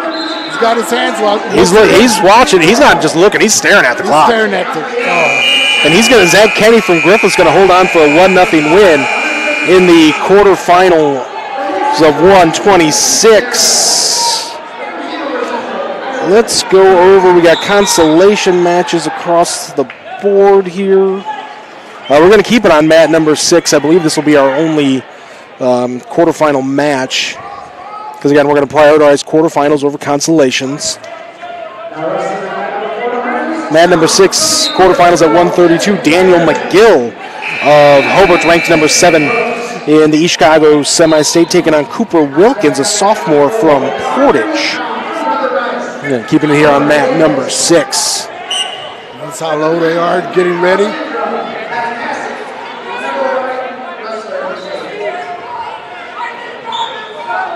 You notice how Hobart did it. He grabbed for the neck, tried to snap it down, then when he went in again, he was shot in for the takedown.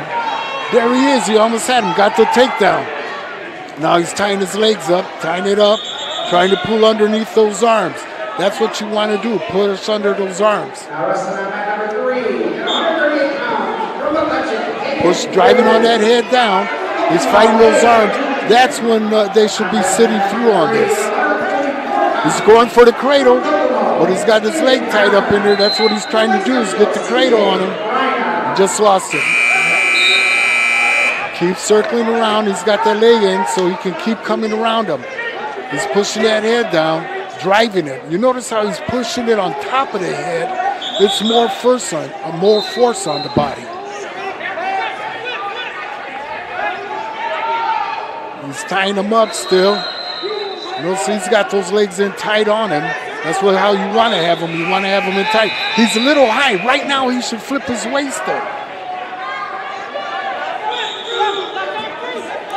2-0 still in favor of Daniel McGill. 37 seconds to go in the first. This is the quarters of 132. You notice he has to free that leg up because Hobart was riding high right there. He has to keep coming. And he's going to put him on his back. He has to keep driving it. Oh. Hobart's pushed him back. 2 more for McGill makes it 4-0. 13 seconds to go in the first. See, he's high right there. That's when he should get the arm from Portage.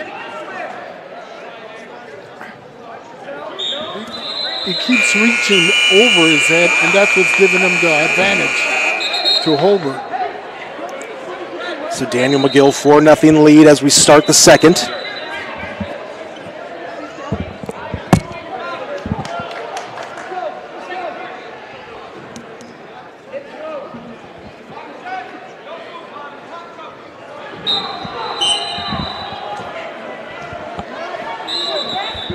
And this is kind of similar to what we saw McGill wrestle earlier. Now he's up 6-0, so a little bit more one-sided on the scoreboard, but just kind of control the match. Didn't necessarily dominate the scoreboard, and then he gets the fall. Will we see that again here in the second this time? Because he's really been in control of this match. Oh, yeah, he's tying up the legs, keeping the arms front. Portage keeps, notice how he's leaning in. His head's down again. That's a real key. You can see when they start putting their heads down. He's trying to work those arms out. Minute 20 to go in the second. Still 6-0 in favor of Hobart's Daniel McGill. He's stretching it. Notice how he has the legs tossed, tied up. Now he's driving on that head again. He's keeping his legs tight, so it's making it harder for the Portage to try to get out. He's keeping that half on there, on that armbar on top of the head. He's struggling a lot more. Now he's going to try to get the half to push him on his back. He's not in position, they're off the mat.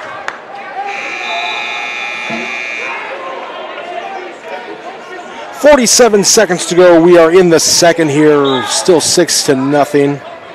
One other quarterfinal match going on right now. Gabe Newland of Kokomo leads Hayden Foley of McCutcheon 7-3 at 138-pound quarterfinals. The other formats, Consolation round.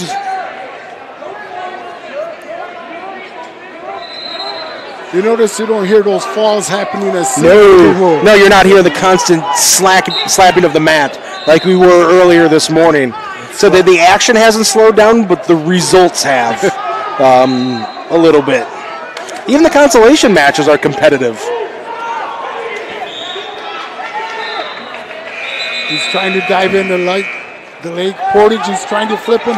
There he goes. He has to keep fighting. You got to follow through on your stuff, on your hold. So we're going to have a 6-1 score in favor of Hobart's Daniel McGill over Cooper Wilkins of Portage as we head into the third.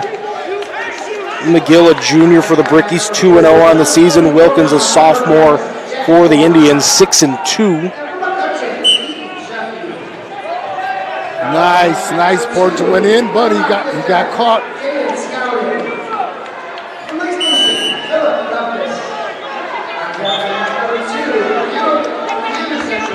I've noticed a couple people that have been pinned in this period. They're laying down and not getting up after they've been pinned. Right. They're so tired. That's when, again, this is match 2 for most of these kids, so fatigue is really set in. And some they got more matches to go. You still got semifinals, you still got the finals, place matches. You're not done for the day yet. You know, some of these kids are working out twice a day.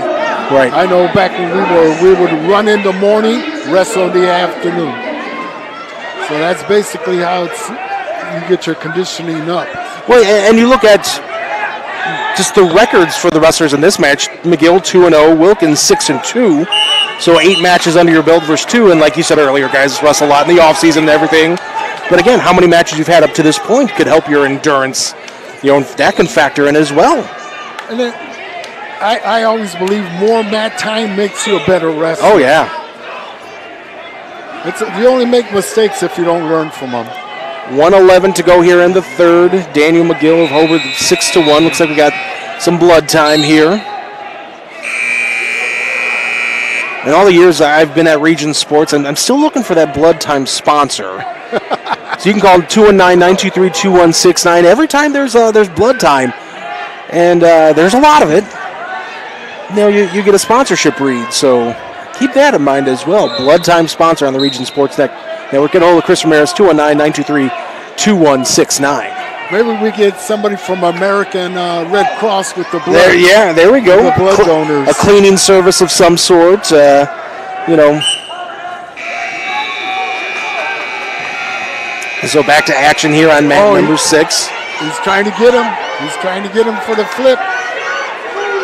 You notice how he's reaching for the legs from 6-3 now, under a minute to go here in this match. Off the mat.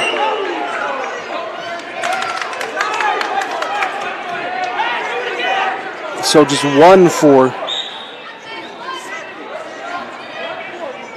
And Coach Acuna from Porter's just pointed out the clock ran extra, like 6 extra seconds ran off the clock. See, he's trying to get him over here for the flip, but it's not going to work. Oh, there it is. There it is. 7-5 our score. He had it too high. It was slipping out. That's what happened. Now again, he has to try it again. Now he's going to give it up. He's 25 seconds left, 9-5 in favor of Daniel McGill.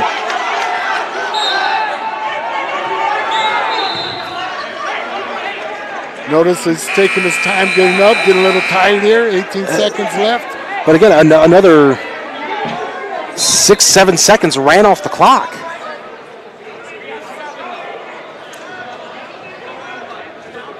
You put 22 seconds on the clock. I thought it ran off a little bit more than that. It certainly seemed like it.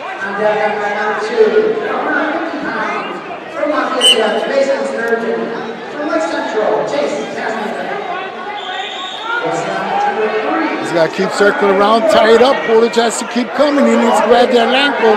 Should have grabbed the outside ankle. There you go. Flip it, keep coming. 7 seconds. 5, 4, 3, 2. He got 2. Oh, we got 2. We're tied up at 7. Beautiful job. Cooper Wilkins ties it up in the final couple seconds. And you notice the fatigue starting to take in. Hobart's not standing up. He's just catching his breath, which is what he's supposed to do. The Hobart coach is going to the table because McGill is shaking his head saying, no, McGill didn't think he got scored upon, so we're going to overtime. And how much does momentum play into here where you're Wilkins, you get those late points, you got to be feeling pretty good about yourself. Yes, you can't worry about your headgear. Just keep going. Now they're sizing him. He's trying to, you don't want to back up. He went in for the leg, you can get him for the stall. If he keeps going and he keeps stalling, there he goes, pull it in. He has to lock those hands and pull it in. He has to pull it, keep coming. He's going to catch him. Instead, it's going the other way. He's going to get that. McGill gets the 2. Can he get the fall, though, for those bonus points for his team? He does. Great job. A great effort by Cooper Wilkins to get back in that match, force overtime, but Daniel McGill for the Brickies gets the fall. And you can see he was tired. Oh, yeah. He was really tired. That's what makes winners. When you're tired, you're beat, you just keep coming. Let's go over to mat number 1. Oh, never mind, that match just ended. I saw 5-4. Let's go mat number 3. You have David Connor of Kokomo leading CJ Brenner of Lake Central 2-1. Quarterfinals of 144. Make that 4-2. 30 seconds to go in the first. He's coming up. He's trying to break his knees up. Hold on to the hands. That's a quick crossface to it. Now he's going to try to drive around his head. Now he has to go back to maintain position.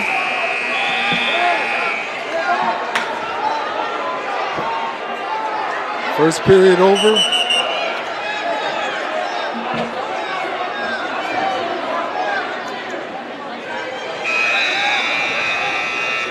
We have a wrestler here that just got hurt. And Matt 1 right here is holding his shoulder. It's R.J. Ramsey of Perry Meridian taking on David Cruz of River Forest. Seems like he hurt his shoulder very quick.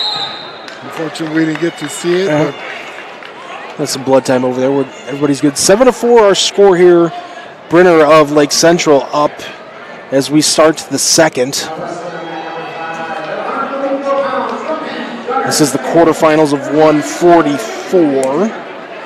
Which I'm still getting used to some of these, the new weight classes. All my years of broadcasting wrestling, it was the same thing, and now I got to keep looking at them this year.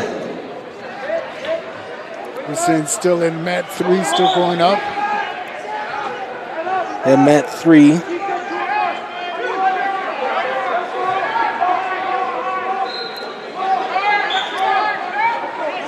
Other quarterfinal matches going on right now.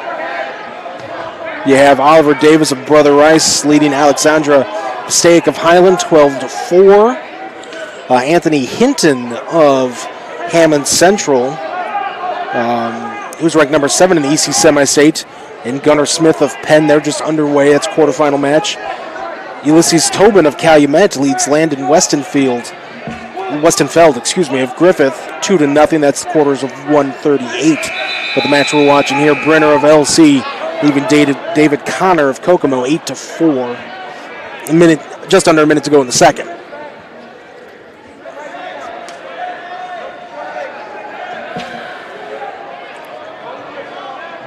Mat 2, I guess, is 5 is still 0-0.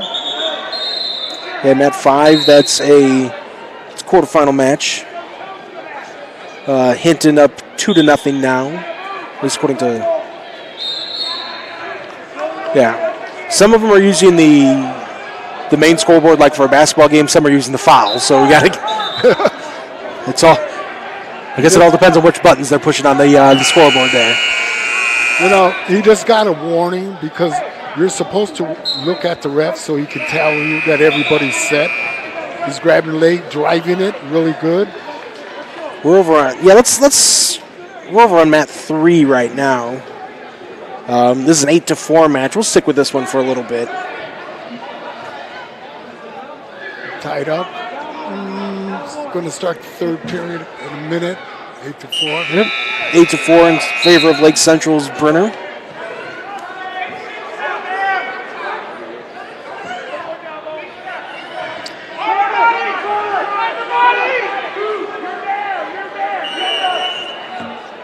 Just so your viewers know, if you're at home watching, or some of you wrestlers, look how the referees' positions are. The very good wrestlers, they're sitting on the back of their ankles there, so they don't get tied up. Now they're coming again. Plant 3 is trying to drive it into them. 8-5 our score. Here in favor of LC. He's trying to do the snap down.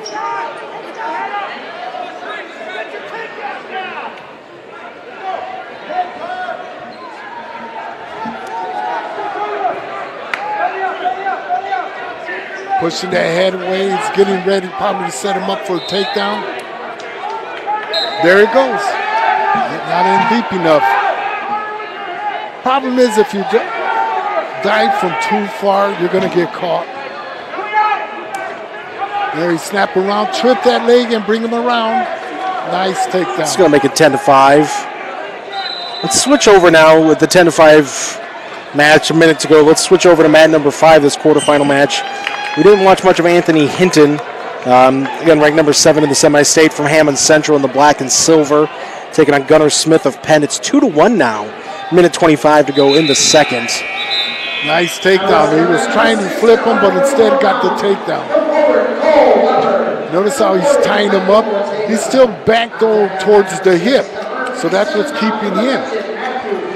Right now, when you're in a stand-up, you can either drop like he did down to the ankles, or you could grab around his waist and trip his foot and get him back down.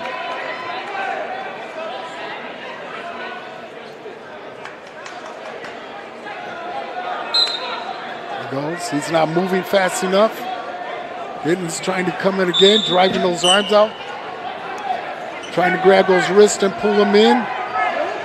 Trying to drive it on him.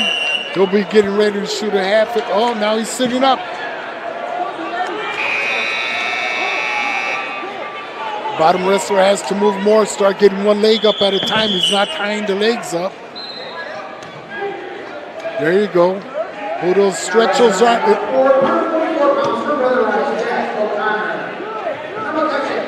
35 seconds to go here in the second. 4-1 in favor of Hammond Central's Anthony Hinton. Again, this is the quarterfinals of 144. See, if he were to jump to the side, he could throw half it real quick. Right there, he was a little bit high. When you feel that wrestler up that high above your waist, there you go. All he has, good trip. Way to get him break down. 10 seconds left. Now let's see if he explodes out of there with 10 seconds left on the bottom. He had a fall over on mat number 2, Chase Kasperzak of Lake Central, winning his quarterfinal match at 150 pounds. He's ranked number 4 in the semi-state, 17 in the state. He's moving on to the semis. Now, all he has to do now is scoot. When you break away from the wrestler in that stand-up, you have to scoot fast. And you push your back into him so he can't go for your legs. Michael Ortega gets the win over on mat number 3 to move on to the semifinals. That is at 144 pounds. Again, the match you're watching here as we start the third. Anthony Hinton of Hammond Central leading Gunnar Smith of Penn 4-1. Quarters at 144. I didn't see the format, Coach. I don't know if you know they're going to go straight to the semis or they're going to take a break. I don't know. We'll find out. We're going to find out on the fly here. There's Hinton. He's trying to get up again. Turn right towards him. Got to escape. 5-1. Nice takedown. Nice. He didn't follow through. He shot in between there. When you shoot in between their legs, you have to sit through. He's got his leg, though. He's got to drive. He's got to trip. Another quarterfinal match going on at 144 pounds. Jack O'Connor of Brother Rice leads McCutcheon Keaton Sheffy 6-2. It's at 144. Make that 7-2 now. Hinton still up 5-1 here of Hammond Central in the silver and black of the Wolves. He's got the leg. All he has to do is trip that leg. There you go. You called it, Coach. That's all he has to do.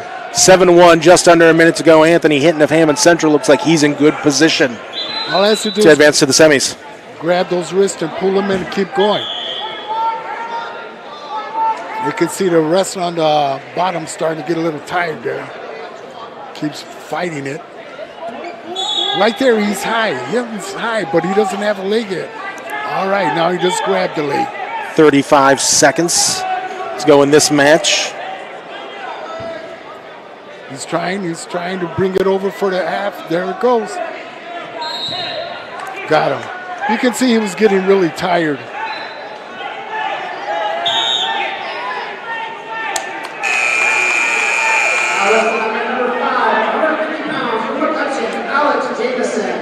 So Anthony Hinton of Hammond Central with the win at 144 pounds. Let's see what we got coming up here because everything else is consolation.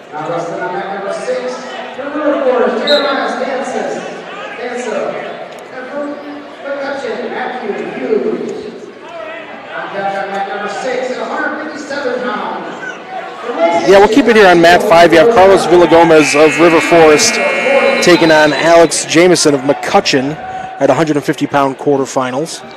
Notice how he's controlling that wrist so the wrestler can't do anything. Now he's going to come up. He's trying to control his wrist, pushing into him. When you control that elbows and the wrist, it's harder to get through on that takedown. He's working at him. Nice drive. Coming in, sprawl back. Trying to pull it on that hip. There you go. Stand up, start again. Minute 10 to go. We're still scoreless here. Villagomez of River Forest in the gold and red of the ingots. Jameson of McCutcheon in the gray. He's got to set him up more for the takedown. He's just going, but he's able to push him back. He's pushing a little bit too far. When you do that, you try to push the wrestler's head down. As soon as he pops up is when he should be shooting the takedown. Now he's allowing them to control their head. He's grabbing at him, grabbing at him. Notice how when a wrestler grabs another wrestler around the head, on the neck there, you're supposed to have your elbow in his chest so he can't come in for a takedown. You're keeping him at bay right there. And that's exactly what they were doing right here. Oh, here comes him getting ready for a fall. He's got to drive it some more. Villagomez up 2-0. 5 seconds left. Make that 4-0. As we end the first. So they are going to roll right into the next round, and depending on how quickly things go, they might go into another round. They're trying to speed things up here before we take a break. We got to keep up pace with That's the wrestlers. right.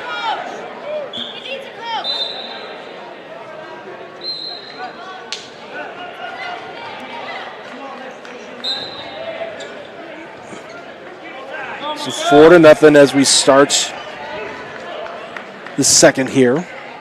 At 1 point for escape.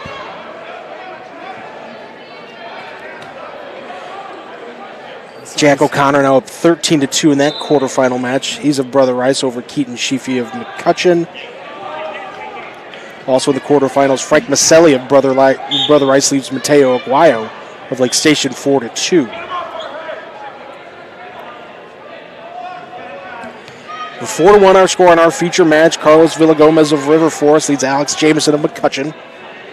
Minute 20 to go in the second. You notice how he's keeping his arms and that elbow there so he can't get that takedown. So he's tying him up. It's not easy to shoot on someone like that. There it goes. Keeping that arm under.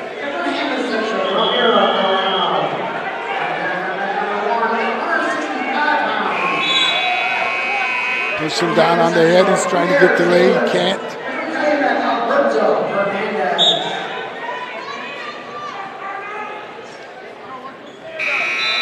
Notice the position of his elbow there. There it goes.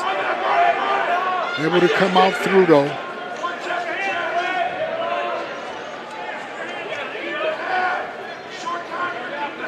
.30 seconds to go here in the second. Still a 4-1 score. Villagomez of River Forest in the gold. He leads.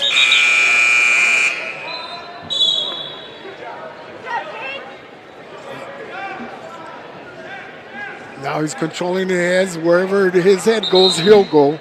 So that's a good move by him from River Forest, keeping him. Coaches tell him to throw that elbow up, telling them don't worry about the headgear.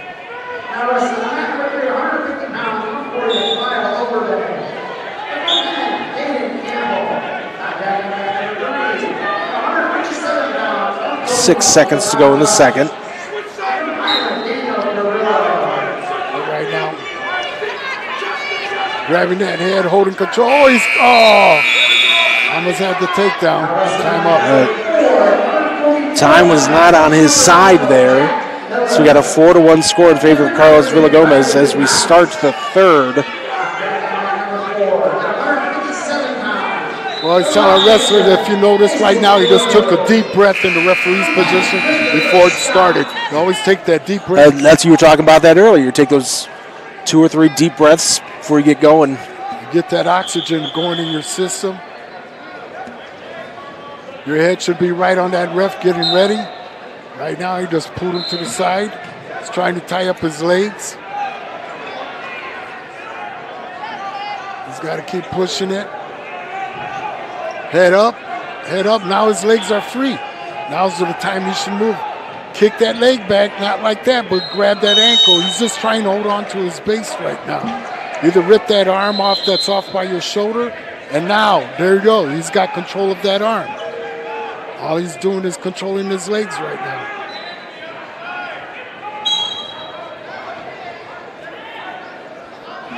Another quarterfinal match that just started. That's over on mat 3. Levi Overbay of Portage leads Caden Campbell of Penn 2-1. Also in the quarterfinals, Jamie Serrano of Portage leads Celestino Garcia 2-0. That's quarters of 157. Just over a minute to go in the match we're watching here. 4-1. Carlos Villagomez leads Alex Jameson. Quarters at 150. See, right now he's high. He's high. His position's too high over the body. He's over his hip. There you go. Notice how he keeps pushing into him because he knows he's riding high.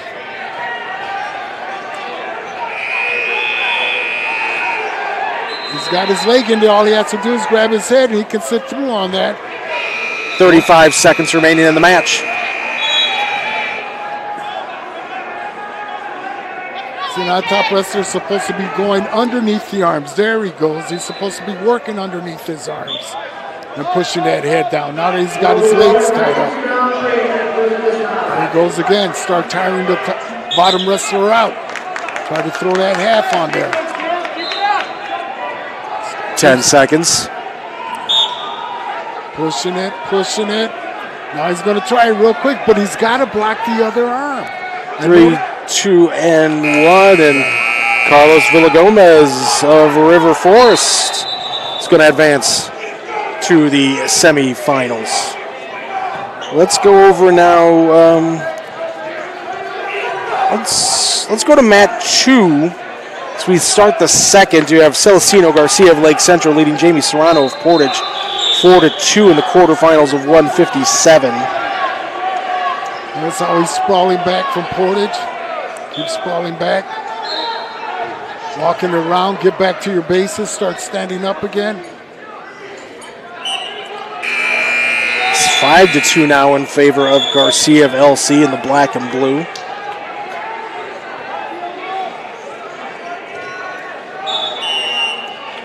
Our new match over on mat number 5, you have Pat Gilholly of Brother Rice taking on Mason Andre, a freshman from Griffith, quarterfinals of 157.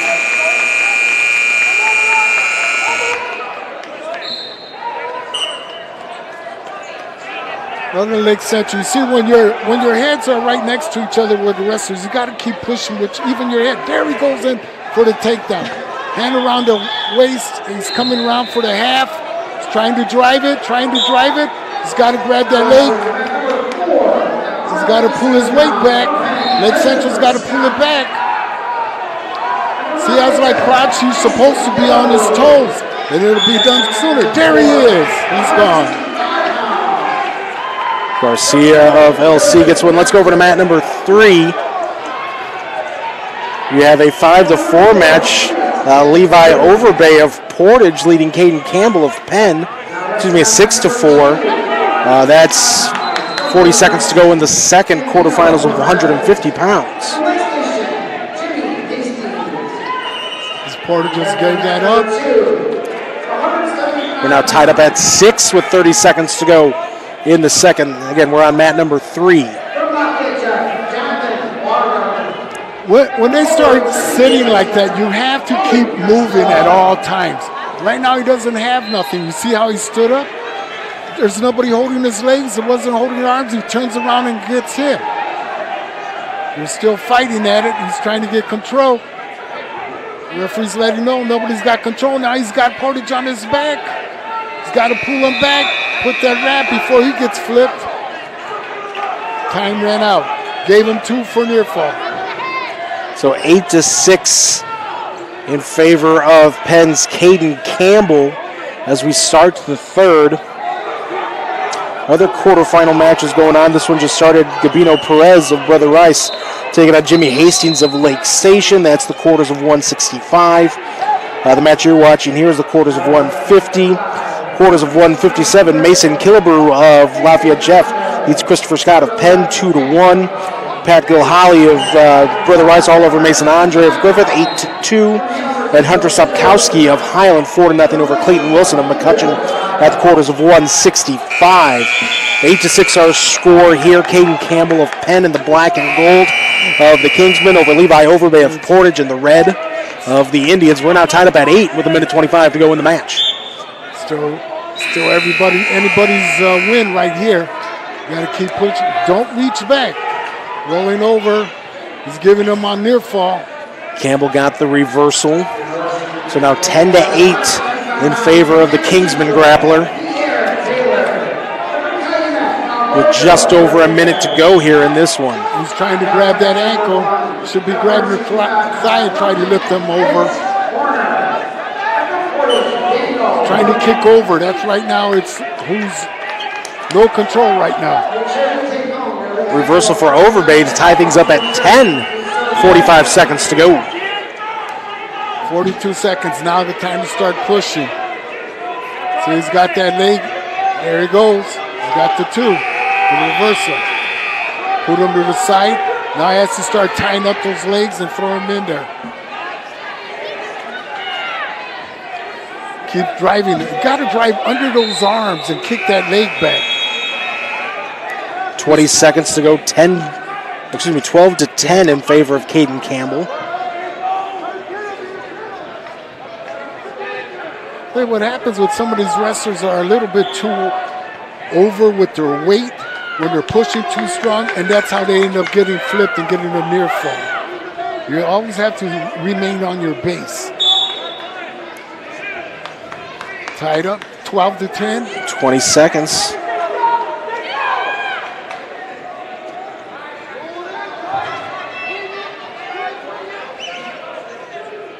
Bottom guy, you want to do the quick either a switch, a roll, or stand up. I myself would try for a quick switch. There he goes. That's exactly what he tried for, to try to get the reversal. Has to kick that leg, come around. 15 seconds. Has to keep coming. Don't stop now. 10. Kick that half. Keep going. Kick that leg. Kick that leg. To put that half in there. Get that momentum. Fall over Matt 2. Gabino Perez wins via fall. And Caden Campbell's going to hold on to get a 12 to 10 victory here in this quarterfinal match at 150 pounds. See, when you're tied up or you're on the bottom, you want to get some quick points. Usually that reversal, I would go with a switch or a roll. Let's go over to mat number 1. You have Pierre Taylor of Hammond Central up 4-2 over Alberto Hernandez of Calumet. 35 seconds to go, 4-2. Special favorite of Taylor. He's in the black and silver. Hernandez also wearing silver with some red trim there. Right out 23 seconds. You got to try to get back to 4. Needs to try to get back up to his knees. There you go, one arm at a time. This is quarters at 165 pounds. Team score update for you. Lake Central leads 104 points. Portage at 88.5. Hobart not far behind them, 88.0. Penn also at 88.0. McCutcheon in 5th, 80.5. So Lake Central looking to win their host invitational here.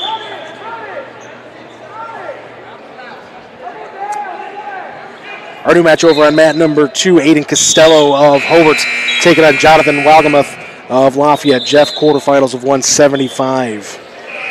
And we're watching 165 right here as we start the second. Taylor and Hernandez tied up at 4 here on mat number 1.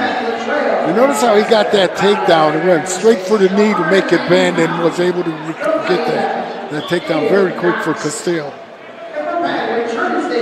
5-4 in the match we're watching here. Hernandez. Pierre Taylor up. He's got the double arm bar on him. Both hands, you want to make sure. Bottom wrestler, you want to put your hand in between those two hands and pry it. There he goes. He's standing up. Got away. Well, he's tying him up. Tying him up. Nice set. Oh, you got caught. The clock is not moving, though, on this match. Nobody has noted, though. Apparently the clock is just very delayed. It's 5-5.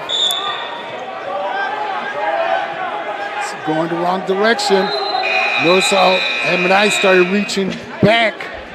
He's going to get stuck with a half.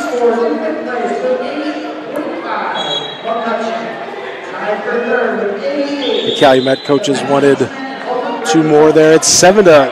They just updated the score. It's 7-4 now in favor of Taylor. Pulling on that, trying to grip him. Nice.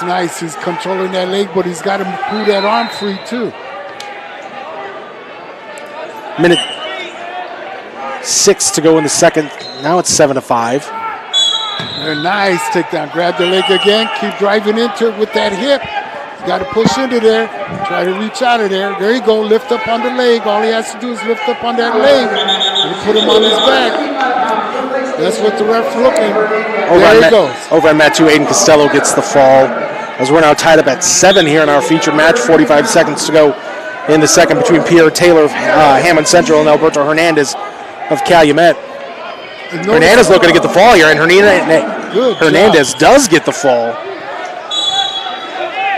They started seeing the fatigue was starting to right, correct. You could see. Because Taylor was in the lead points-wise for most of that match, and then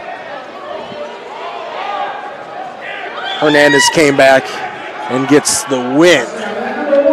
Let's go over now to... Let's go over to mat 4. You have Christopher Scott of Penn up 8-6 over... Nope, that match came to an end. Right. Again, that's the one we can't see the time on, so I'm making James work. Let's go to mat 5, quarterfinals at 165. Israel Sinnott of Hanover Central and Emilio Tirado of Lake Central, quarterfinals at 165. Tirado up 2-0 here. Minute 13 to go in the first.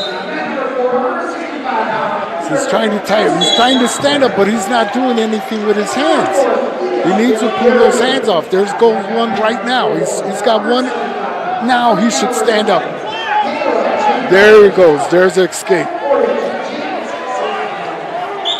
Wrestlers, you have to use your hands at all times. 2-1 our score here in favor of Emilio Tirado. 40 seconds to go. And the first, Tirado of LC in the black and blue. Sinnott of Hanover in the powder blue and burgundy. There, beautiful takedown. He didn't give up. They were rolling. Now he has to trip the leg, get behind him. He still doesn't have control. He can pull him back on the mat. This is the quarterfinals of 165. Wrestlers, when the guy's going off the mat and he's pushing himself, you need to pull him back on the mat, whether grabbing the ankles or the legs and pull him back on and maintain control. That's what happened there. He didn't hold on and they went off the mat. Reaching underneath him. Lake Central trying to get that arm underneath his arm. Tirado's going to take a 3-1 lead into the second here of this matchup. Nathan Laird and Rudy Velasco here with you. Zach Zanelli on production. James Chalice on camera. Chris Ramirez, our executive producer. Thanks everybody for tuning in. Takedown time on the Region Sports Network. Harvest Classic coverage all day for you. Coach and I won't be here all day. You don't want to hear us talking for about 7 hours. So Hanover just did a grambling roll on him. This is what he did. It worked nice, worked perfect. But he still has the leg there. Toretto still has the leg. He has to pick up. Better watch out for that knee. Could hurt his knee. They'll have to stop. There's the 2 for Sinnott. Makes it a 3-3 match with 90 seconds to go in the second. He's trying to straighten out his arm. He's got his leg. Now is when he should scoot out of there now. His arm's free. His legs are free. He needs to keep his head up, hold on to his hands, and rip out. We're trying to rolls. Rolls are nice, but you got to be careful you don't get caught. He's got to rip their hands off. We got a fall on mat number 6, 175-pound quarterfinals, Dawson Lee of McCutcheon. You probably heard his cheering section right next to us. Gets the fall over Latrell Lancaster of Calumet. There you go, the Lake Central is trying to sit out, but he's got to use his hands. There you go. He's got one hand, got the other hand. He waited too long to scoot. When you stand up and you got his hands, you got to just start like running. You got to push back into him and start scooting out. Now he's going to trip. Hanover's going to trip. That's what he's trying to get that leg to trip him. He let him go, 4-3. And so the information I got wasn't entirely accurate. We do have Vinny Freeman in the house today. He's wrestling right now at 109. He must have had a bye in the first round. So the right here, number 4 wrestler in the state is a sophomore out of Penn. We'll go to that match after the one we're on with Tirado and Sinnott. And Tirado now up 6-3 with 20 seconds to go in the second. He's holding that leg. Now you should be going. There you go, Tirado. All he has to do is arch that back, pick that leg up a little bit. There you go. You'll see his head come up. That means he's pushing the more leverage down to hold him down. Oh, too much. He got out. 4 seconds left. 3 seconds left.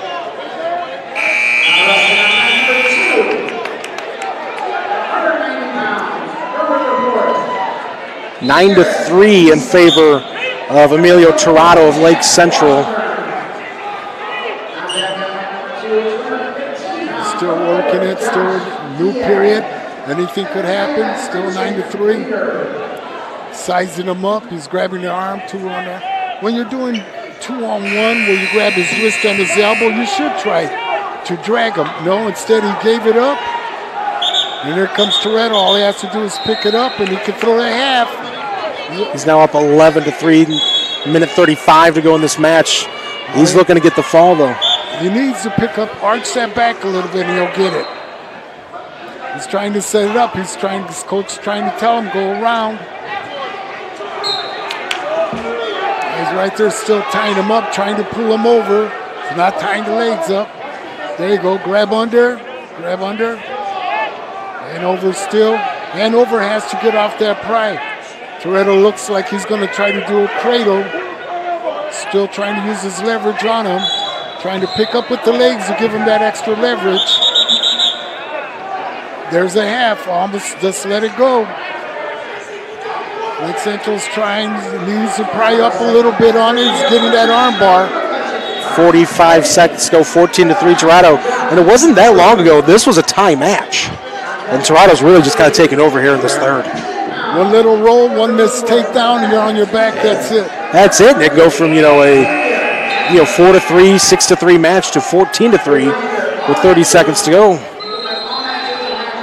You can be one of the best wrestlers undefeated, but everybody loses sometimes. Right. Unfortunately. One bad mistake and you can get stuck.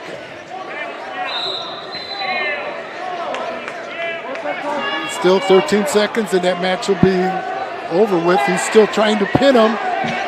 There he goes. All he has to do is pick it up now. Arch your back. That's all they have to do. 3, 2, get him before he finishes. and 1. Emilio Toretto gets the win. 3 more points there. For him, makes it 17-3, so no extra bonus points there from what it was. But he's moving on. And let's go over to match 6. You have Dayton Knox of Calumet taking on Vinny Freeman of Penn. We are in the second. We are scoreless in this match. Freeman, as I mentioned, ranked number 1 in the EC semi-state at 190 pounds. Just a sophomore, ranked number 4 in the state. Beautiful takedown. That's how you want it. He's got to follow through. Keep coming. Keep coming, Anderson. Turn to his waist. If you get taken down, you want to get back to your stomach as soon as possible. You don't want to keep fighting it like that. He let him go. Let him for the escape. Sizing him up again. Trying for the shoot. Easy takedown right there. And we're over here on mat number 6. Over on mat number 5, you have another Penn wrestler, Marion Holyfield, taking on Elijah Carter of Hammond Central. Consolation's at 190 over on mat 3. Brock Finney of McCutcheon and Joshua Hubbard of Highland, 5-2 in favor of Finney. That's in the quarterfinals of 190. Also quarterfinals of 190. Chad Washburn of Kokomo, 4-1 over Darius Beeson of River Forest. Our match here, under a minute to go in the second between Freeman and Knox. Scoreless. This would be a huge upset. Dayton Knox undefeated on the season. And plenty of match to go here, though. A lot of time back. You see how he sat in? He didn't fall through. There you go. Almost going off the mat. Good movement. Good movement. That's what you want. Calumet in referee's position.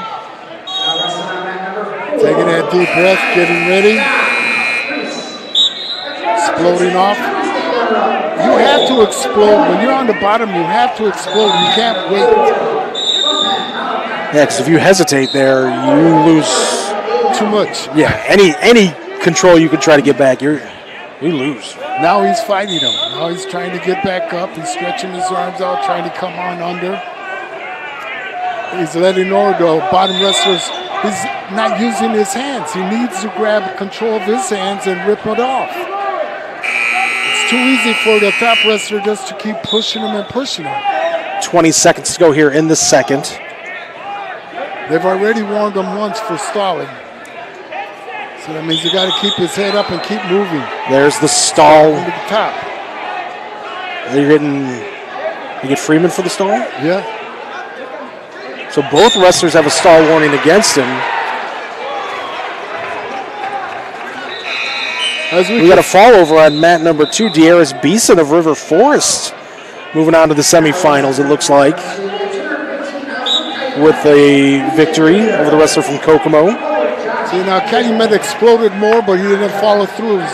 Should have been more sit-up. Now he's just holding on to the arm. We're scoreless here as we go to the third in this 190-pound quarterfinal match between Dayton Knox of Calumet and Vinnie Freeman of Penn. Each wrestlers, while they're waiting, that's when this is the time you catch your breath real quick. And we are on mat number 6 here. Calumet on top, getting ready. Let's wait for the referees, okay.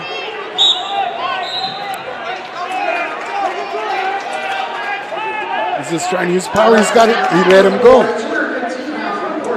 When they start setting up, you either have to let it go and go down to the legs real quick. So Freeman now up 1-0 after that.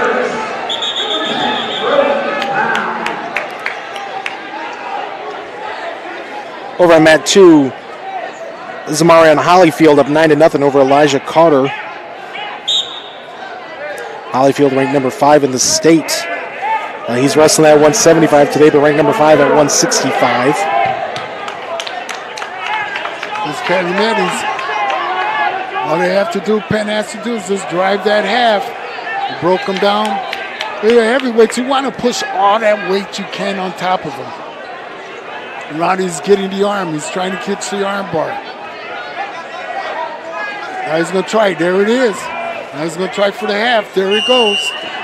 Chest to chest. On your toes. You see the endurance and fatigue setting in for Dayton Knox Calumet as Freeman gets the fall to move to the semifinals. Let's go over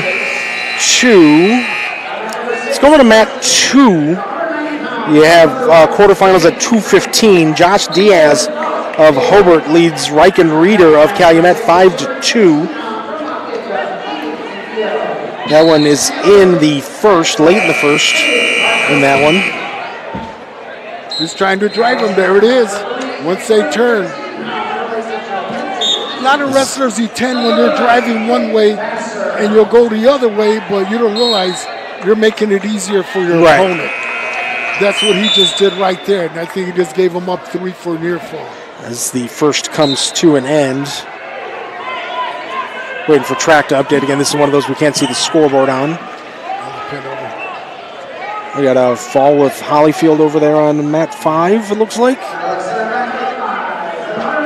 Our new match on mat number 6 is the quarterfinal. Alex Tatum of Hobart taking on James Crane of Brother Rice. We're going to keep it on mat 2 as Josh Diaz of Hobart up 8-2 over Riken Reeder of Calumet. He's still working. He's getting ready to do that. There he goes. Grabs his leg. Oh, he caught him on his back right now. He needs to stick it now. Reeder down big, but he could get the fall here. He's got to squeeze. That's what we used to say. Squeeze it on your toes. There it is. Squeeze it. Diaz fighting any way he can to keep his shoulders off the mat. If you see, he's got to get chest to chest. He's a little bit low, isn't he? Yes, he needs to get that chest level right there. He's almost there and on his toe when you're leaning on one leg. Coach Watkins telling him that. You have to put those toes on there, right there. He has to pull them, lift the other arm up. And that's what he has to do. Notice the form. And Diaz trying to push away to get out of the circle there. Don't let him go. You don't give him the 3. Somehow Josh Diaz survived that. Well, he had his leg tied up in there so that he couldn't get flat.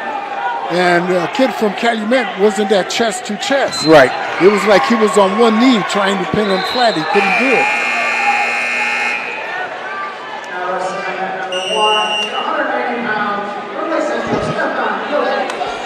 Some discussion at the scores table here.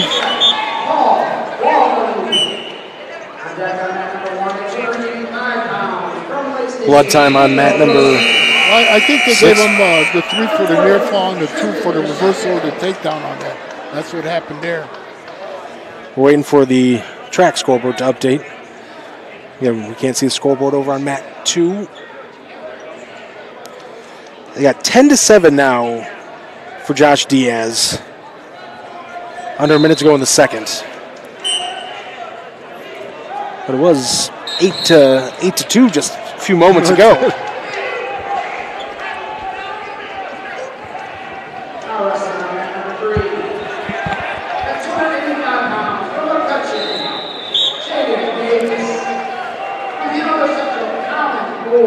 Now let's see how it turns out for this second period. He just got a warning. He's got to hold on to the elbow. You got to look at the ref. With so many other whistles coming around, you can't rely on him. Break him down. He's trying to break down that leg. 10-7, under a minute to go here in the second in this match. An escape for Diaz is going to make it 11-7. Diaz of Hobart in the purple and gold. Reeder of Calumet in the gray and red. Let's see if he has any more left in this tank. And credit Josh Diaz. It was a tough situation. He barely got out of getting pinned, and he's been the aggressor since. See, and that's what it is, your balance on everything when you're putting people on their back. And now he's on his back now. Notice how his legs are spread. He's trying to get the weight. There he is. And Diaz gets the fall. Big extra team points there for the Brickies. Let's go over to mat 6. You have James Crane of Brother Rice and Alex Tatum of Hobart scoreless with 45 seconds to go in the second. That's the quarterfinals of 190 pounds. 42 seconds.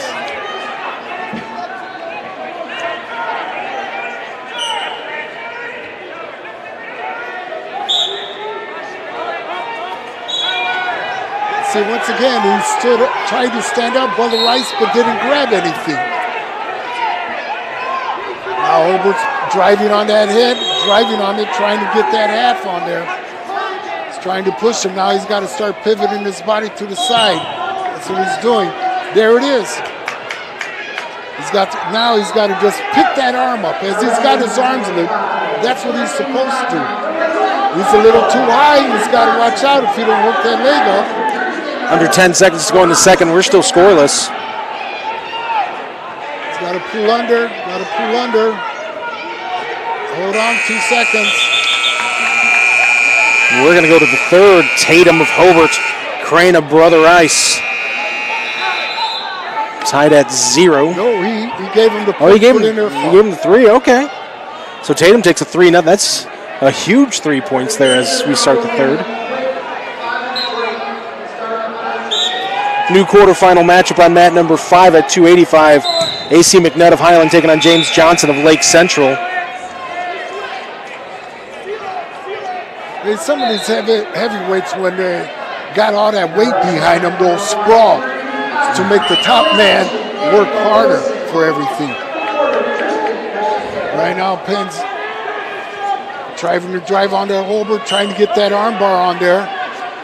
90 seconds to go in the match. 3-0 in favor of Hobart's Alex Tatum. He's on bottom here.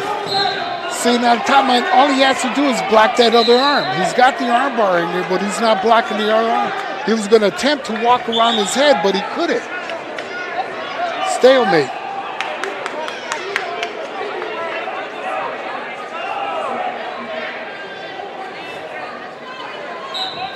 Minute 17 to go. Now, once again, it seems a little fatigue starting to set in now. He's using his arms to try to get the arms ripped off.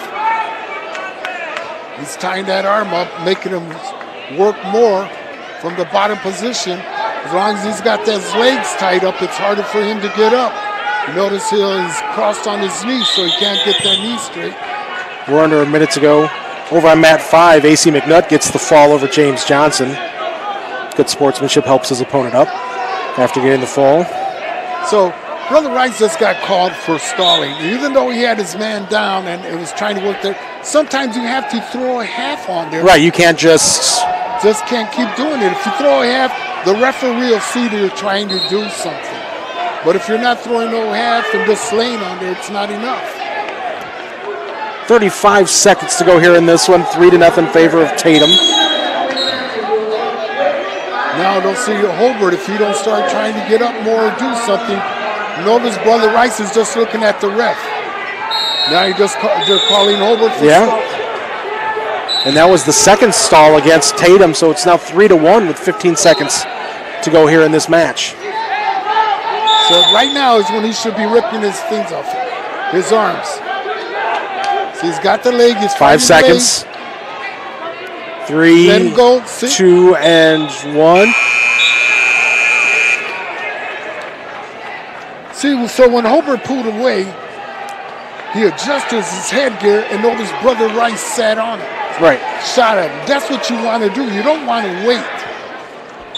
So Alex Tatum of Hobart gets the victory in that quarterfinal match at 190. Looks like Matt's 5-3 maybe done for now. Let's go over to Matt 2. Let's see.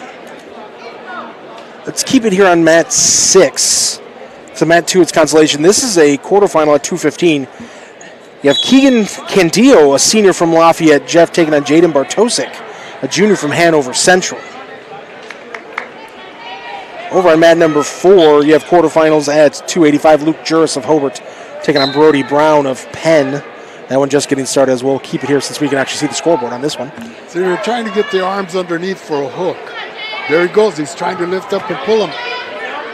There he goes. Just got 2. Kept drove him. You lose it. He's letting him go. Trying to get it again. Trying to drive him. Off the mat.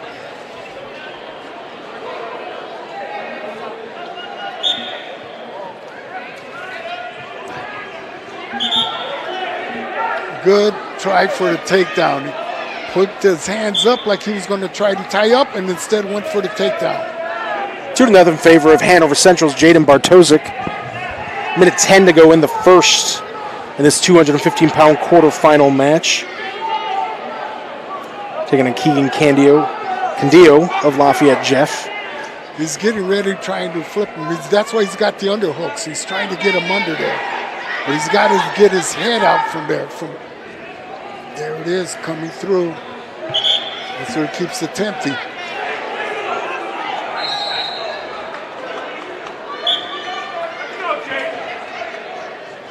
Pulling it. 40 seconds to go here in the first. That's how they're tying up head to head. Their heads are both bumping with each other. That's how guys end up with busted noses. That's how you lead to more blood time.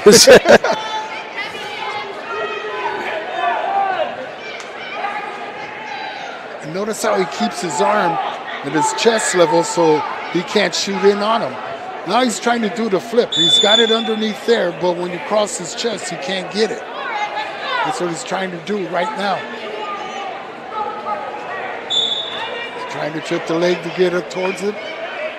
He's still on the mat. That's going to do it for the first with Hanover Central's Jaden Bartosik up 2-0 in favor of Lafayette Jeff's Keegan Cantillo. I know they said they might roll into the next round, but you'd think you'd have those matches going if they are. So we're playing it by ear, folks. Yeah, we got some more blood. I think mat 6 is the one with the most blood. I think it has been, yeah. He's got blood on his shoulder. Yeah, collarbone area there. We got a new match starting over on mat number 2. Consolation around Mac Mers and the Brother Rice taking on Dominic Salgado of Hammond Central. Well, we got blood time. Let's go over to mat number 4, James, for a few minutes. Brody Brown and Luke Juris, quarters at 285, scoreless in the second. Juris of Hobart, ranked number 16 in the state. All right, as soon as I say let's go over there, we're back.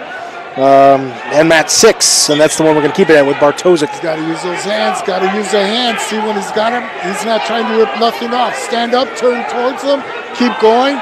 You can't stop. There you go. There's the escape. 3-1, and Tomlings gets up. Oh, we got more blood there. So let's go back to mat 4.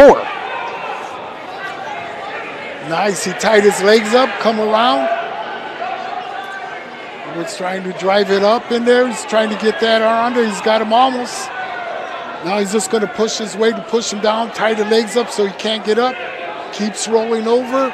That's why he keeps trying to throw that half. Well, he's got the legs tied up. Trying to get it to him.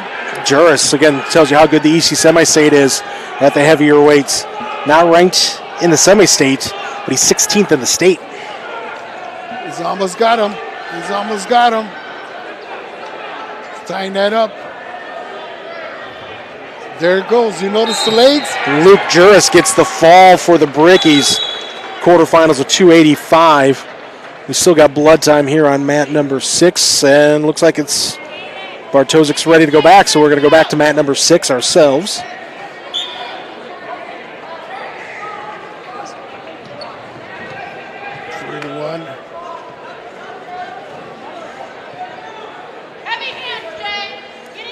There it is. There's the leg. He's got him. Way to go. Now there's a cross face, and he's going to try to get on that side and pick that up. It's going to make it 5-1 in favor of Bartozik. Spin around. Now, and he's looking to get the fall.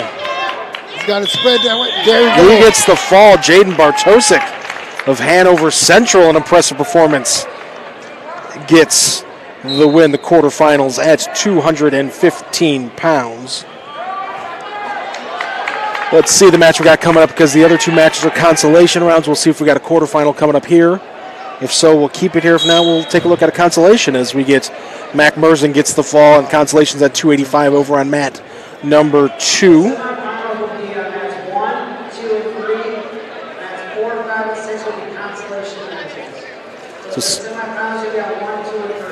So mats 1, 2, and 3 will have the semifinal matches.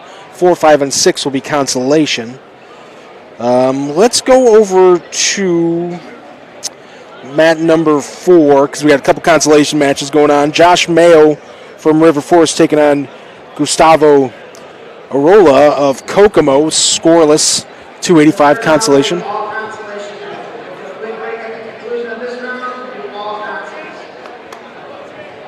These will all be consolations for right now, then. I think, the third round, which is coming up, will be all consolations.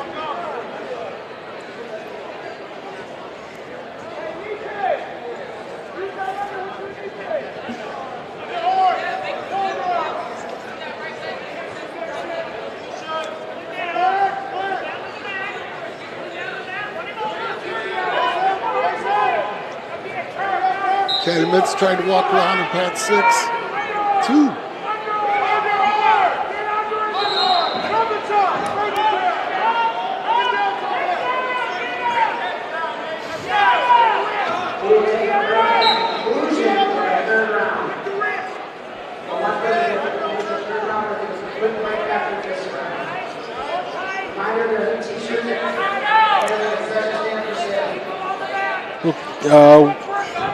We're over on mat number 4 between Mayo and Arola. It's scoreless there.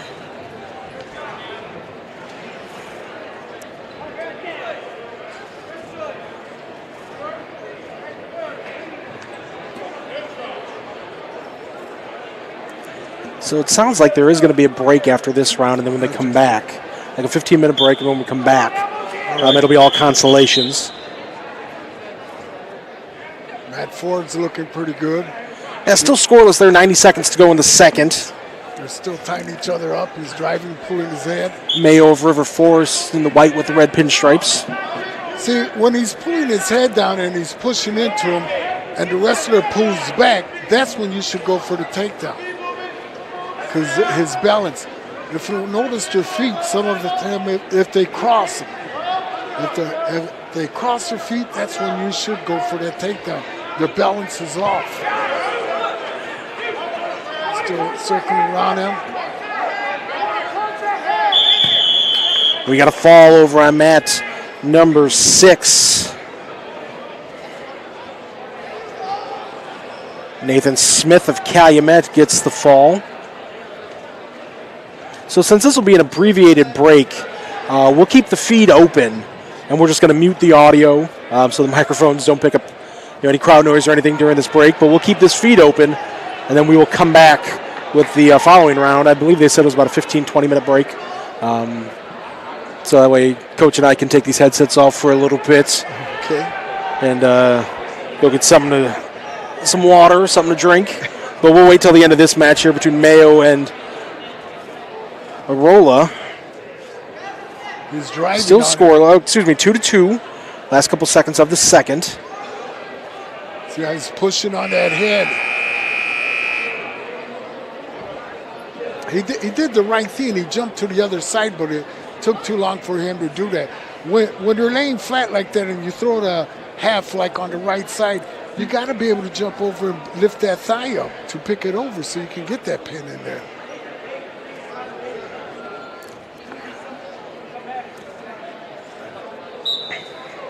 Head up, and instead he just drives him through. He's high.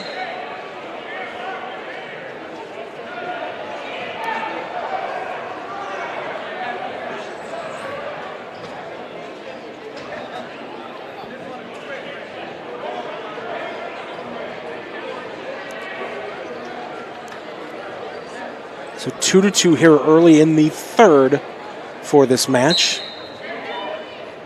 And this is the consolation round at 285. See how he's just pushing him and he's just pulling back. That's when you should do it. That's when you should go for the takedown. Pushing him, you're controlling the head. When you're moving him from side to side, there he goes. He tries to do a duck under, lift up. Not pushing hard enough on that elbow to push it in to do the duck under.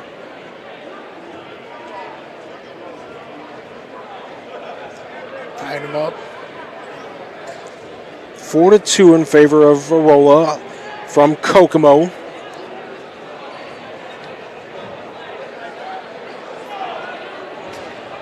So once again, the wrestler stepped back, crossed his feet, and no one took a shot.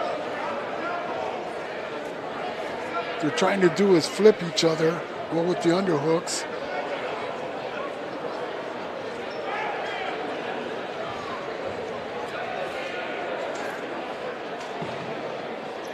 There it is. Now he's controlling him. There you go. That's some strength there by Mayo. He gets the 2. We're tied at 4. Under a minute to go in this match. Or at least in regulation in this match. He needs to drive that half. Top of the head. Grab his arms. There you go. Keep driving. That's what he has to do. He has to pick up on the leg, though, on the thigh. That's easier to pry him over. There it goes. Now, notice that he's on his knees where he should be on his chest. The bottom wrestler is able to get out of that. Looks like Mayo got another 2 there. Waiting for track to update. It should be 6-4.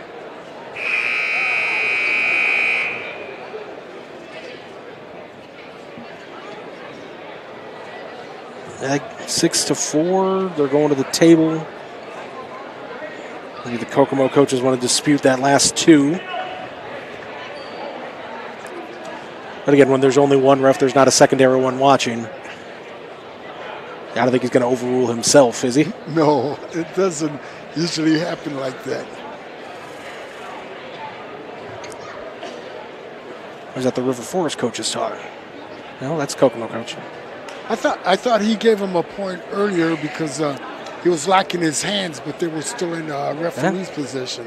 That's how he got the point. I thought it was a stall, but it wasn't. Going back to the table again, and it looks like Mayo's going to get a 6-4 win unless we have a change here. Yep, Josh Mayo of River Forest gets the win in the consolation round of 285. So there is a break here, about 15-20 minutes. We're going to keep the feed open. Just going to mute the feed so Coach and I can take a break. James and Zach can have a seat and relax. They're doing camera and producing, doing a great job as always. So we'll rejoin you guys in a little bit. The next round coming up is all consolation matches. We'll keep it here, and we will talk to you in a few minutes. Team score update real quick. Hobart now in first, 132. Penn in second, 127.5. Lake Central in third, 120. McCutcheon in fourth with 113. and Portage with 112.5 in fifth. So we'll talk to you guys in a little bit. Coach, great job. We'll be right back. Keep everything tuned in here. Takedown time on the Region Sports Network, the only game in town. When life keeps you busy and you can't get to the store, shop online with Strachan Van Til To Go. Our to-go service is easy to use. Register using your rewards account information, fill your virtual cart, and choose delivery or pickup. Once your order is in, our own Strachan Van Til team preps your order with care. With our to-go service, you can earn reward points and save time and money with our online coupons and weekly ad prices. Life made simple, shopping made easy. For more information or to sign up, visit shop.strachanvantil.com. Hi, I'm Crowell Company's Lantern Man. I'll cover your motorcycle. I'll be with you on the water. I'll be with you on the snow. I'll cover your insurance needs wherever you go. I'll be at Crowell Agency from 9 a.m. to 9 p.m. As Crowell Company's Lantern Man, I'm your insurance superhero. Crowell Companies, the insurance professionals in Highland, Maryville, and Michigan City.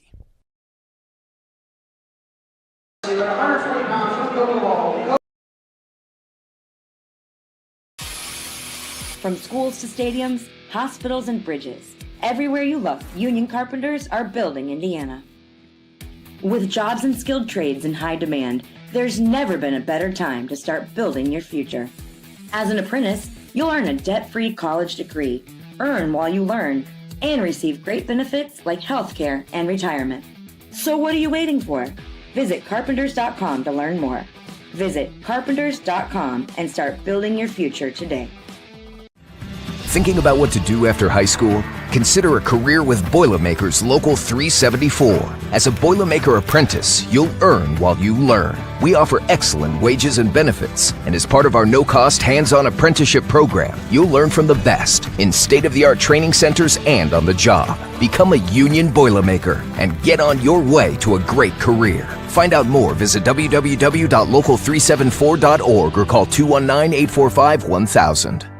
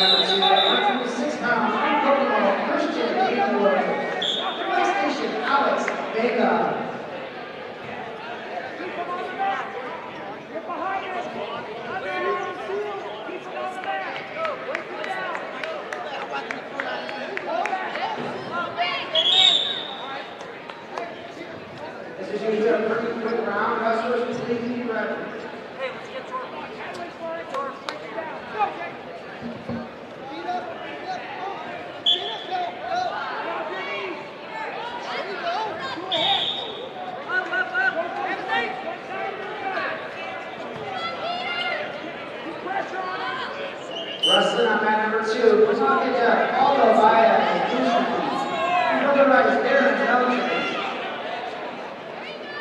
Now wrestling on mat number 4, Gavin Wilson. Tight mat, Andrew Williams. On mat number 4, 126 pounds, from Lake Central, Darren Perez. From Hanover Central, Evan Ryerson.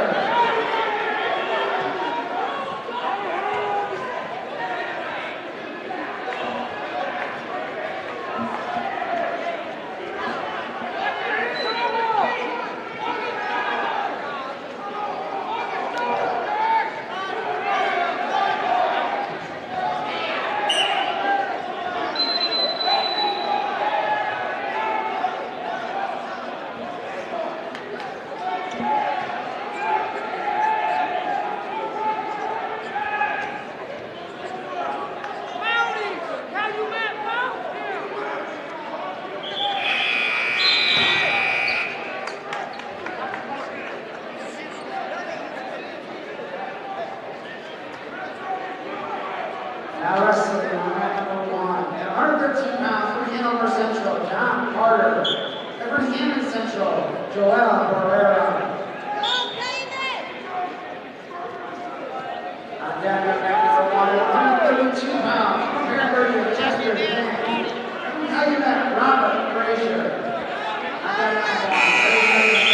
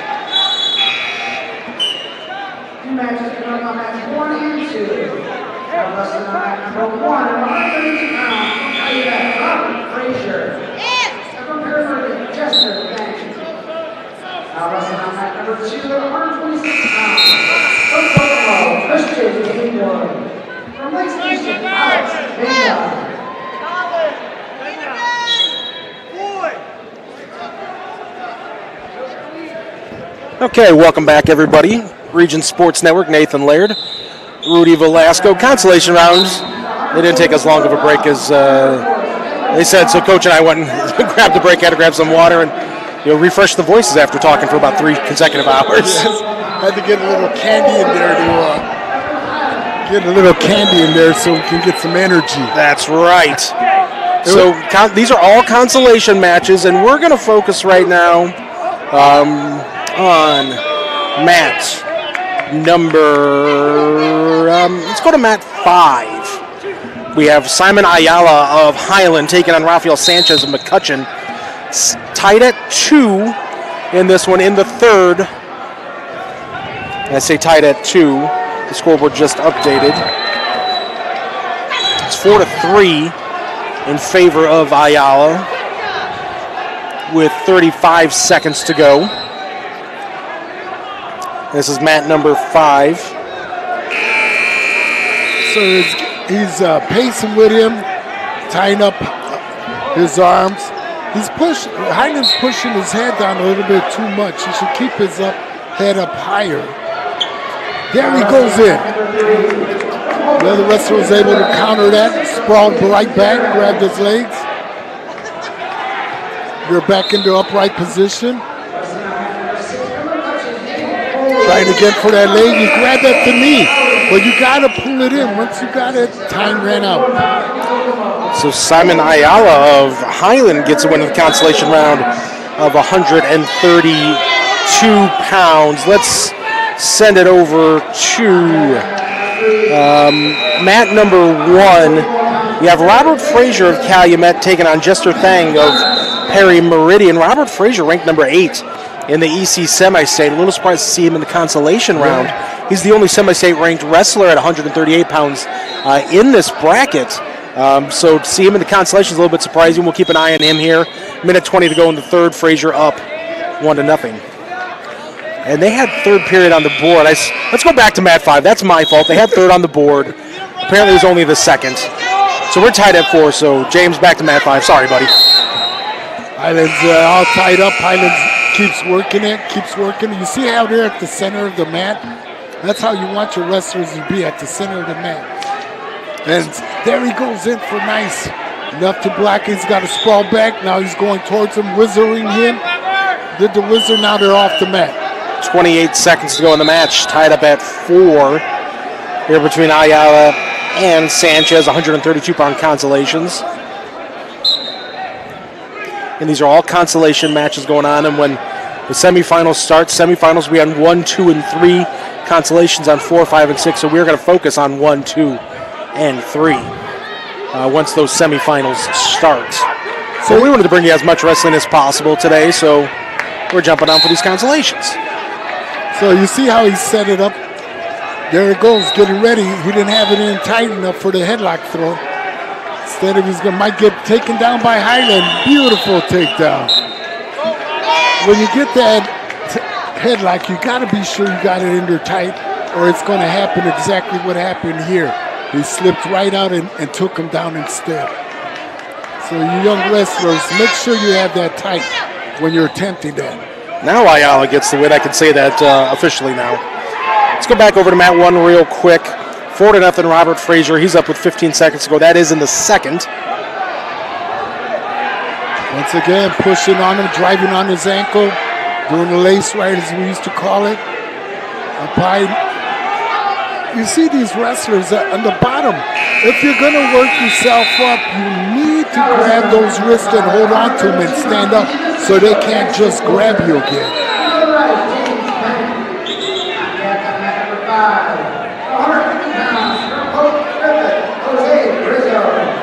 Cameron went in for the takedown, comes back again, but loses it.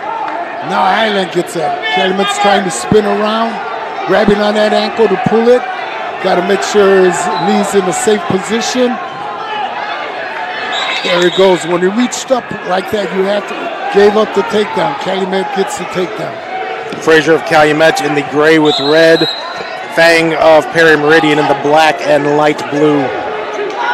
He's trying to work those wrists. He's on top of him, trying to drive that body weight into him right now. Calumet keeps pushing down on it. You see the hand pushing on top of the head to push the head down so he can try to throw a half in there. 6-0 in favor of Calumet's Robert Frazier. Just over a minute to go in this match. Bottom wrestler's just holding his hands. He's not doing anything. Now he popped with his waist up. Now, right now is when he should do the stand up real quick. Instead of he gets thrown right back down. You have to control, you're trying to control your wrist when you're on the bottom.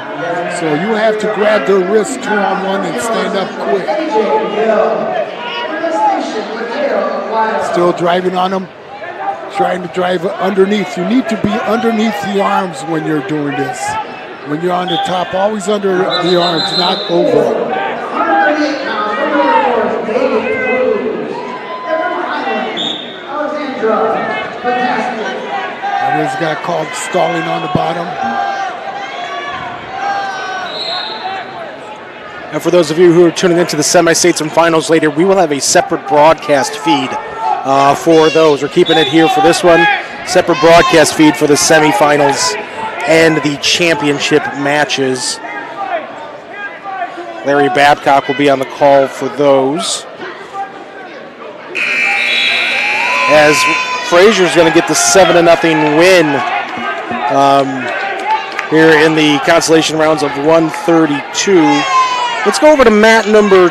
Let's go to mat 2, where we have Christian Damewood of Kokomo leading Alex Vega of Lake Station 7-5, with just over a minute to go in the match.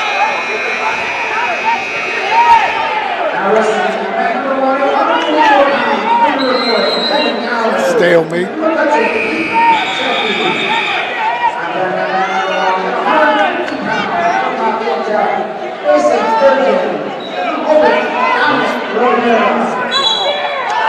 Trying to set him up for the takedown. There he goes. He's driving it, drives it. Has to keep coming, hand around the waist. Has to keep pushing on it. Bottom wrestler right now, he's just holding on to that waist. He's going to try to use his legs to pry him over.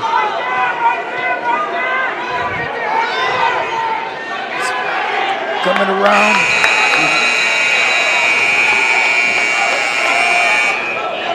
Damewood still up 8-7 here.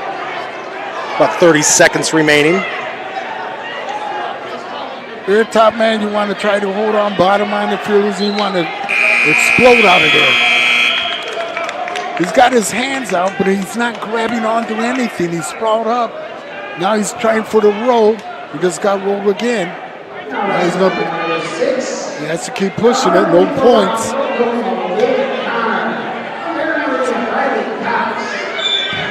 This is it now. He's on his back now.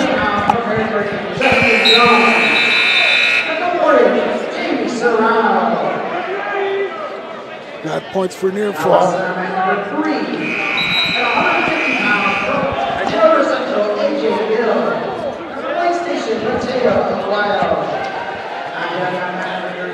So the win there, mat 2 for Christian Damewood of Kokomo.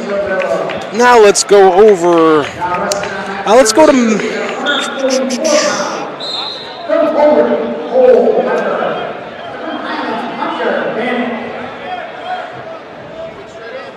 Let's go to mat 3. No, nothing's on mat 3. They're waiting for something on that one. Let's go to mat 4. We have David Cruz of River Forest taking on Alexandra Pastaic of Highland. She's up 4-0 over on that one. Notice how she keeps moving it. She doesn't stop moving. She keeps moving. We saw her pick up a win earlier today, an impressive performance. She picks that arm up to prevent him from coming around her, circling now. She's working herself back up. Notice how she keeps her knees, keeps him in front of her. She's keeping River Forest in front of her. She's doing a fantastic job today. She's at the bottom. And let's see if she explodes out of there. She's up 4-0 as we start the second. Alexandra of Highland in the blue and yellow. Cruz of River Forest in the gold. She's sprawling out. She's pushing back. He's trying to pull her over, but if you notice, she had her leg trying to trip back on her. And she's trying to wake herself right back up again. She's noticing he's high, so let's see what she does here. She's got her hands in front of her. She's either going to try a roll or a quick stand-up. She let him get control of her arm. She's moving off the mat. Oh, they didn't, and it came right back. She got the point for an escape. Coming around, she grabbed the ankle. She got another 2. She got the reversal. Still moving on him, she's got to watch her body weight. She's a little high right now, though. She's trying to get that half in there, and she's got her leg tied up, so he can't push too much up. There she goes. She's got him tied up above his knees with her legs. She's got a 7-0 lead here at this point, under a minute to go in this match. Again, this is Consolations of 138. Notice how he has his head down too much. Her weight's a little bit high, but she can go in for the pin right now. She's trying to pull back. He got out. She's got to spin around him. When they spin on you, you have to spin right back. It's like a switch and re-switch.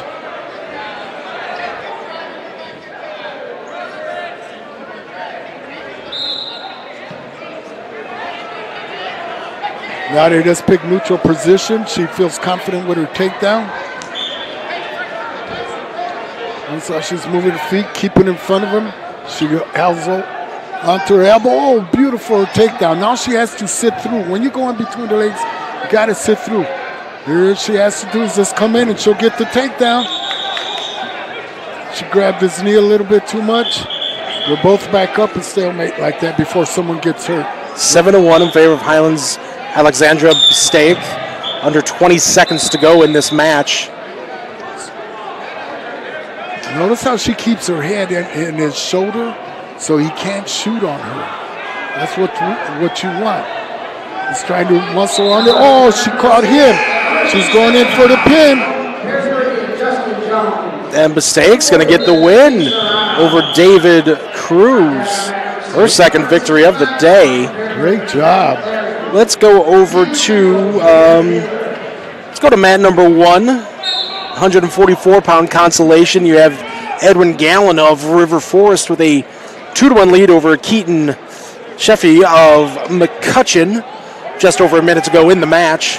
And these Consolations move a little bit quicker, only 1 minute in that first period. You really don't hear too many pins, though, happening, do you? No. I've seen a few. Yes, but not like that. Maybe the referees are conserving energy by not doing the full slam.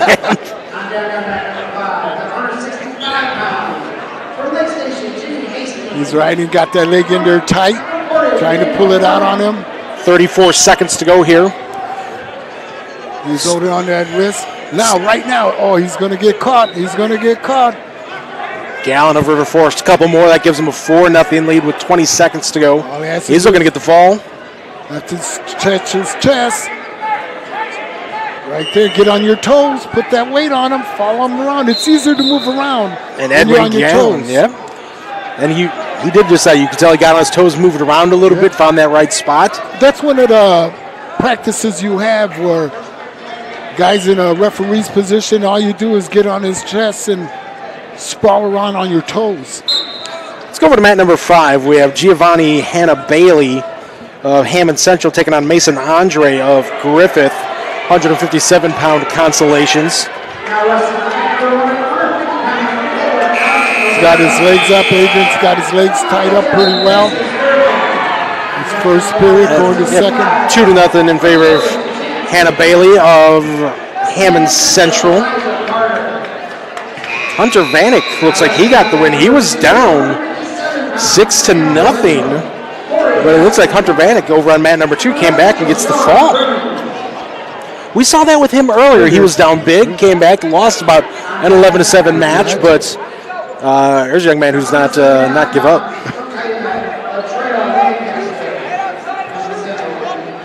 The kid from Hammond High, he gets in there for those takedowns.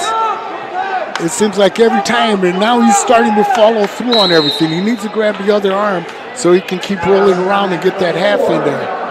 Now he's on top of him, got his legs tied up. You see how he's just working underneath the arms. That's what he's doing, working under the arms. So the bottom wrestler can't get up to his base. He's keeping them all tied up. Minute 15 to go in the second. Hammond Central's Giovanni Hannah Bailey leading Mason Andre of Griffith 4-0. He just did a full Nelson, which would happen sometimes. It's only supposed to be half Nelson. So get a little carried away in the moment. Andre's going to get the point for that. 4-1 here in the second. Trying to break down his arms again, pulling it in there. Trying to roll him. He's got to be careful when he rolls him over like that. He's losing control again. He just is going to give up that escape if he doesn't come around him. To maintain that control, he's still in borderline right now. I think they'll be giving it to him if he doesn't move out of there pretty soon. He's going to try to roll him, but it's not going to work. 45 seconds to go in the second here. He just told him start moving. Should just let him go and come back up again. Got that wrist. There's the escape. Now he has to grab that arm and flip him. He's not grabbing at the elbow. There's the one. 4-2. Got some blood? No, just adjusting the headgear. Well, I have to say how important these headgears are if you don't know what cauliflower ear is.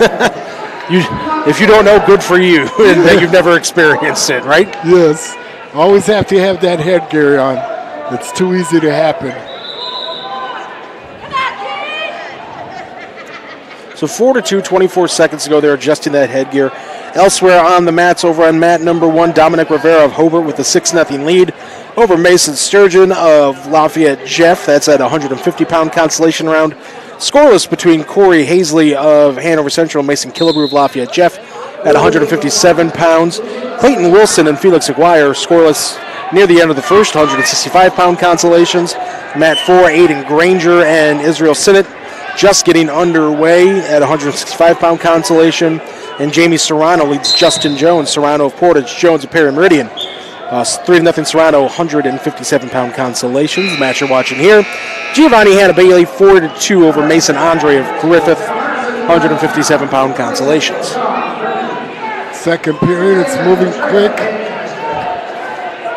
Trying to lock up, he's pulling back too much. There he goes, he gets him every time with that little duck under there. 2 more for Giovanni Hanna-Bailey. That gives him a 6-2 lead with 5 seconds to go here in the second. 157-pound consolation.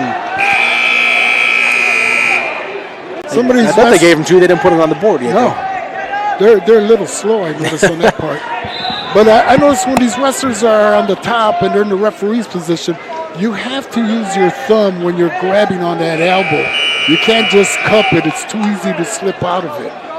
There, the Hammond Central coach just went over there and told the scores table, hey, give us those 2. There it is, 6-2. He's still got to work it, though. 6-3 after that escape from Andre. Here's early in the third. He's trying to set him up. He's got a nice takedown in there, but he has to follow through at all times. He's pushing back on his legs too much. Right there, he should have shot on him. And he pops their head back up. Trying to reach in there, a minute 30 left. Someone has to move or the ref will start calling stalling pretty soon. There he goes, he's trying to move it. And nobody's really pushing forward, Notice on the wrist. Minute 15. There it goes. There he goes for that takedown. Follow through, sit through. Grab tight around it. He got his 2. Now is when he should tie his legs up. He should try to tie that leg up. You said that earlier, Coach. He almost gets that whenever he wants, whenever he's tried it. I got another 2. It's 10-3. It should be 10-4. I believe they gave Andre an escape after that last one. Yeah, 10-4, under a minute to go. Giovanni Hanna-Bailey in control of this one. See, now it's like 40 seconds left, 45. Now, when you're on top, you want to tie those legs up. The ref will be looking. You're pulling those arms in. If you can't throw a half on, he's looking at it. He'll see, well, he's just stalling. You need to always keep 30 moving. seconds to go. So he's looking, he's going to lose control. Give up the 1. It's a 10-5. 15 seconds left. See, and they heard the whistle and they thought they had stopped it, but you have to keep following through no matter what whistle you hear. There he goes again for that. He almost 5 seconds. Hold on to it. Keep going. Keep 2 pushing and in. 1, and Giovanni Hanna-Bailey going to get the victory. The 157-pound consolation. Let's go over to mat number 4. We have Israel Sinnott of Hanover Central leading Aiden Granger of Hobart 5-2 late in the second on that one. That's Consolation's at 165. Now they're all tied up good. He's trying right there. He's controlling his head. That's when he should let it go and go for that single leg. He shot too far from Hobart. Shot too far. And over Central sprawled back. Good save. And over Central getting a little up slow. He's on top now.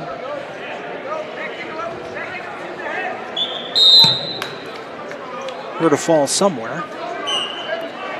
He's riding him again. Needs a trip with those legs. When he's controlling his waist like that, bottom wrestler pushes back. Look how easy that escape was. 5-2 in favor of Hanover Central's Israel Sinnott over Hobart's Aiden Granger in the third. He's pulling there, snapping each other heads back and forth. You see how he faked for the takedown like he was going to shoot and he didn't. Gotta push that leg. There he goes. He has to control that head. Let's lock up on that arm. And over Nats to lock up over it.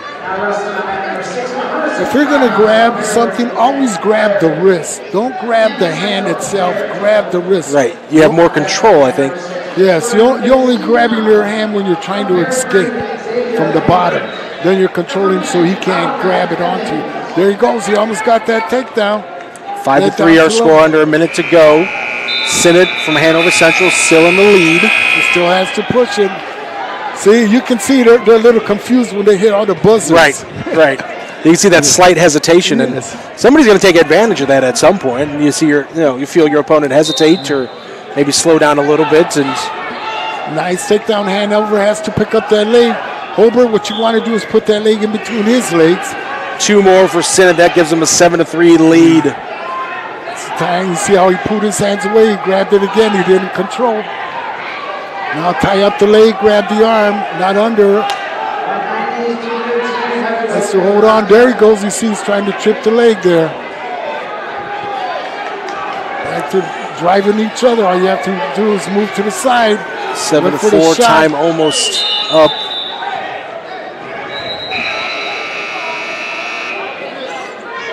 Yeah, just a couple seconds left here in this match. Israel Sinnott, Hanover Central, looks like he's going to get the victory. You see, they're both still working up to that center. Got to pry up, Israel Sinnott gets a 7-4 win.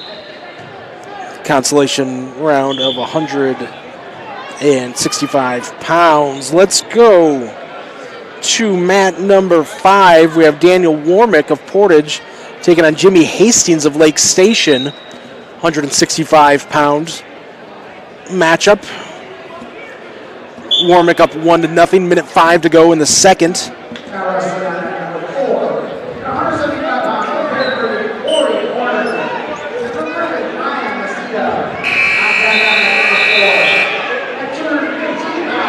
Still sizing each other up. Got their arms on there.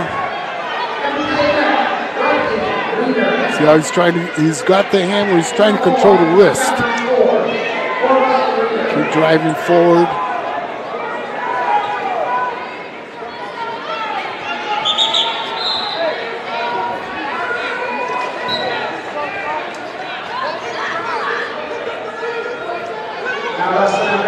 Can't grab anything. There he goes in for the single. Blocked. Sprawl back. Trying to keep his head control. Lake Central has to be very careful on here. All Portage has to do is lean back, grab that leg, and he did. He got the 2. 2 points there for Daniel Warmick. Let him go. 2-1. The escape, 2-1. 5 seconds to go in the second.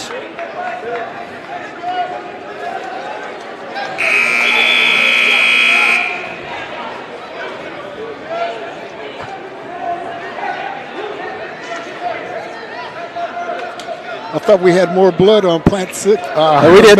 We did. I think we're gonna say, all right, let's go over to the blood mat.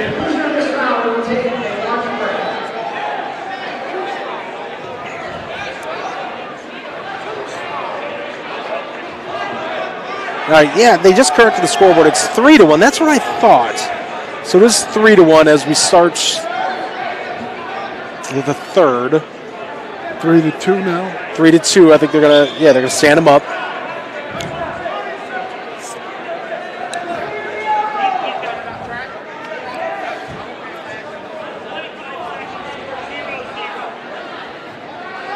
There he goes, trying to lift on that leg. There he goes. All he has to do is come around. He's got to escape from that. Sprawling back, going off the mat.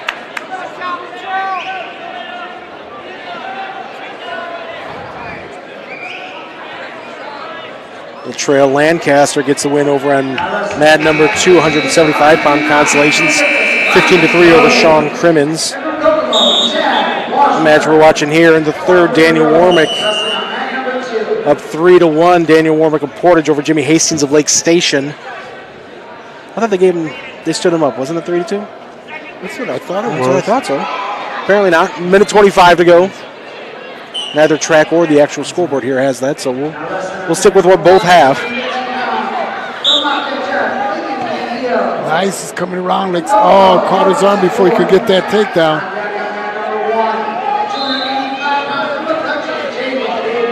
Needs to get that arm out before he ends up on his back.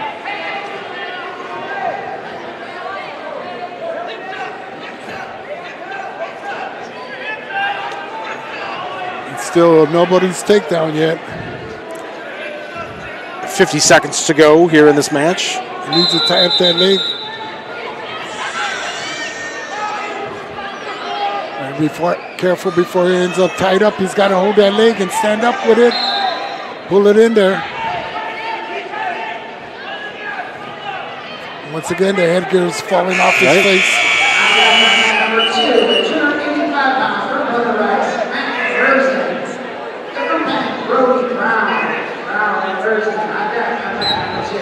That's the hardest thing is when these headgears start to come off. It's hard adjusting it, positions you are when you're tied up like that. They put some more time back on the clock. A few seconds ran off. 29 seconds to go. Now wrestling on mat number 2 at 285 pounds, from Penn, Brody Brown.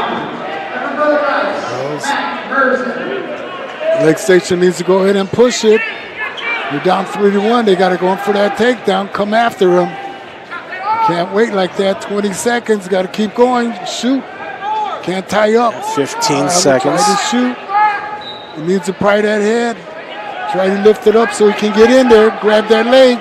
Keep shooting there right now. Yeah, I'm surprised he's not more aggressive here. Oh, he's 3, 2, and 1.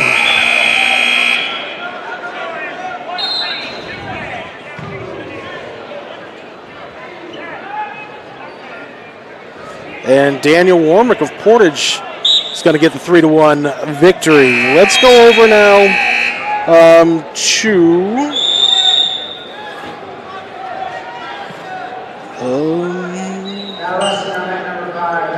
let's go over to mat 3. You have Nick Baser of Brother Rice leading John Kreese of Highland 2-0. 2-1 now. With just over 20 seconds to go in the first. This is 215 pounds.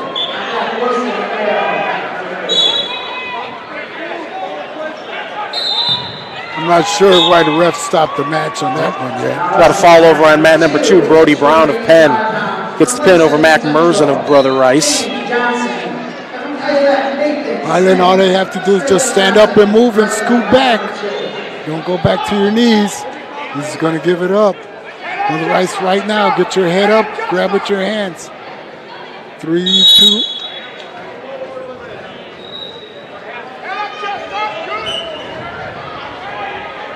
End of the first, we're tied at 2 here between Baser and Kreis.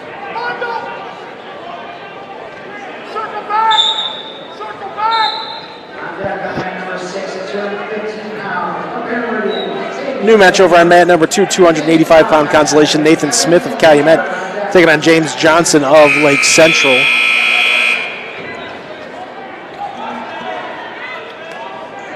As Highland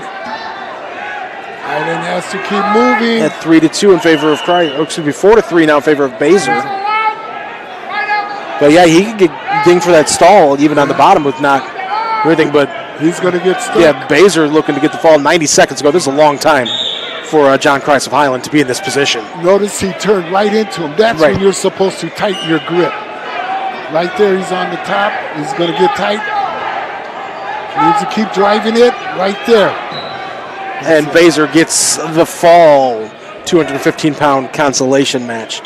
Let's go to match 4. Riken Reeder of Calumet taking on Cole Corba of Hammond Central. 2-0 in favor of Riken Reeder as the first comes to an end and the match comes to an end.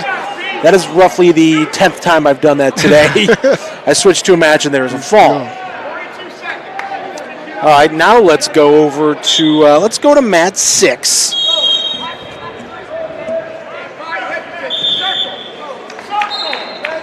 As we have,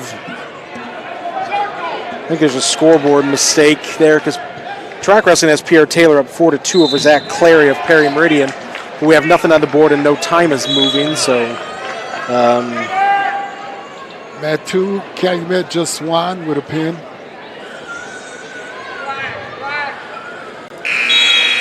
Oh, the Lake Central, Jason Johnson got that pin, looked like.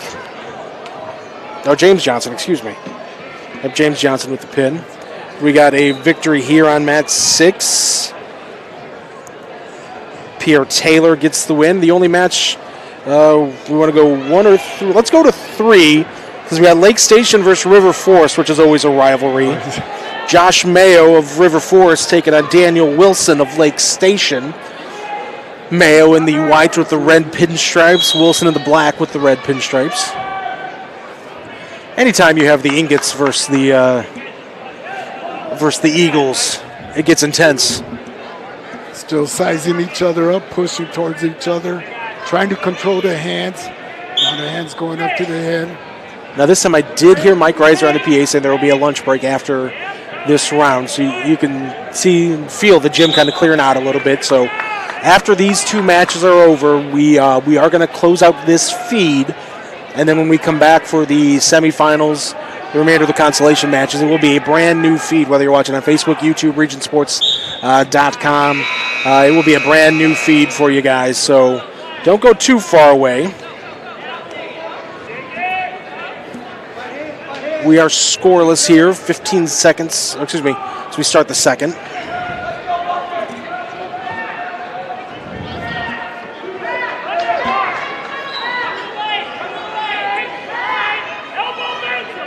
Grabbing that leg, trying to keep him riding. Now he's pushing that head down, trying to circle around. He's going to try to half. That's when you're supposed to scoot out and start running.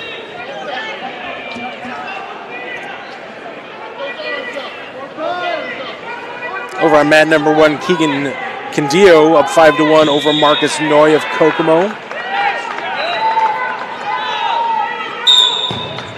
We get the fall. Candio gets the pin. 1-0 the score you're watching here in favor of Lake Station's Daniel Wilson, but Josh Mayo gets the fall. And is that it? That is it, because we had a fall over here on mat 6. Malachi Evans gets the fall. So that's going to do it here for this round again.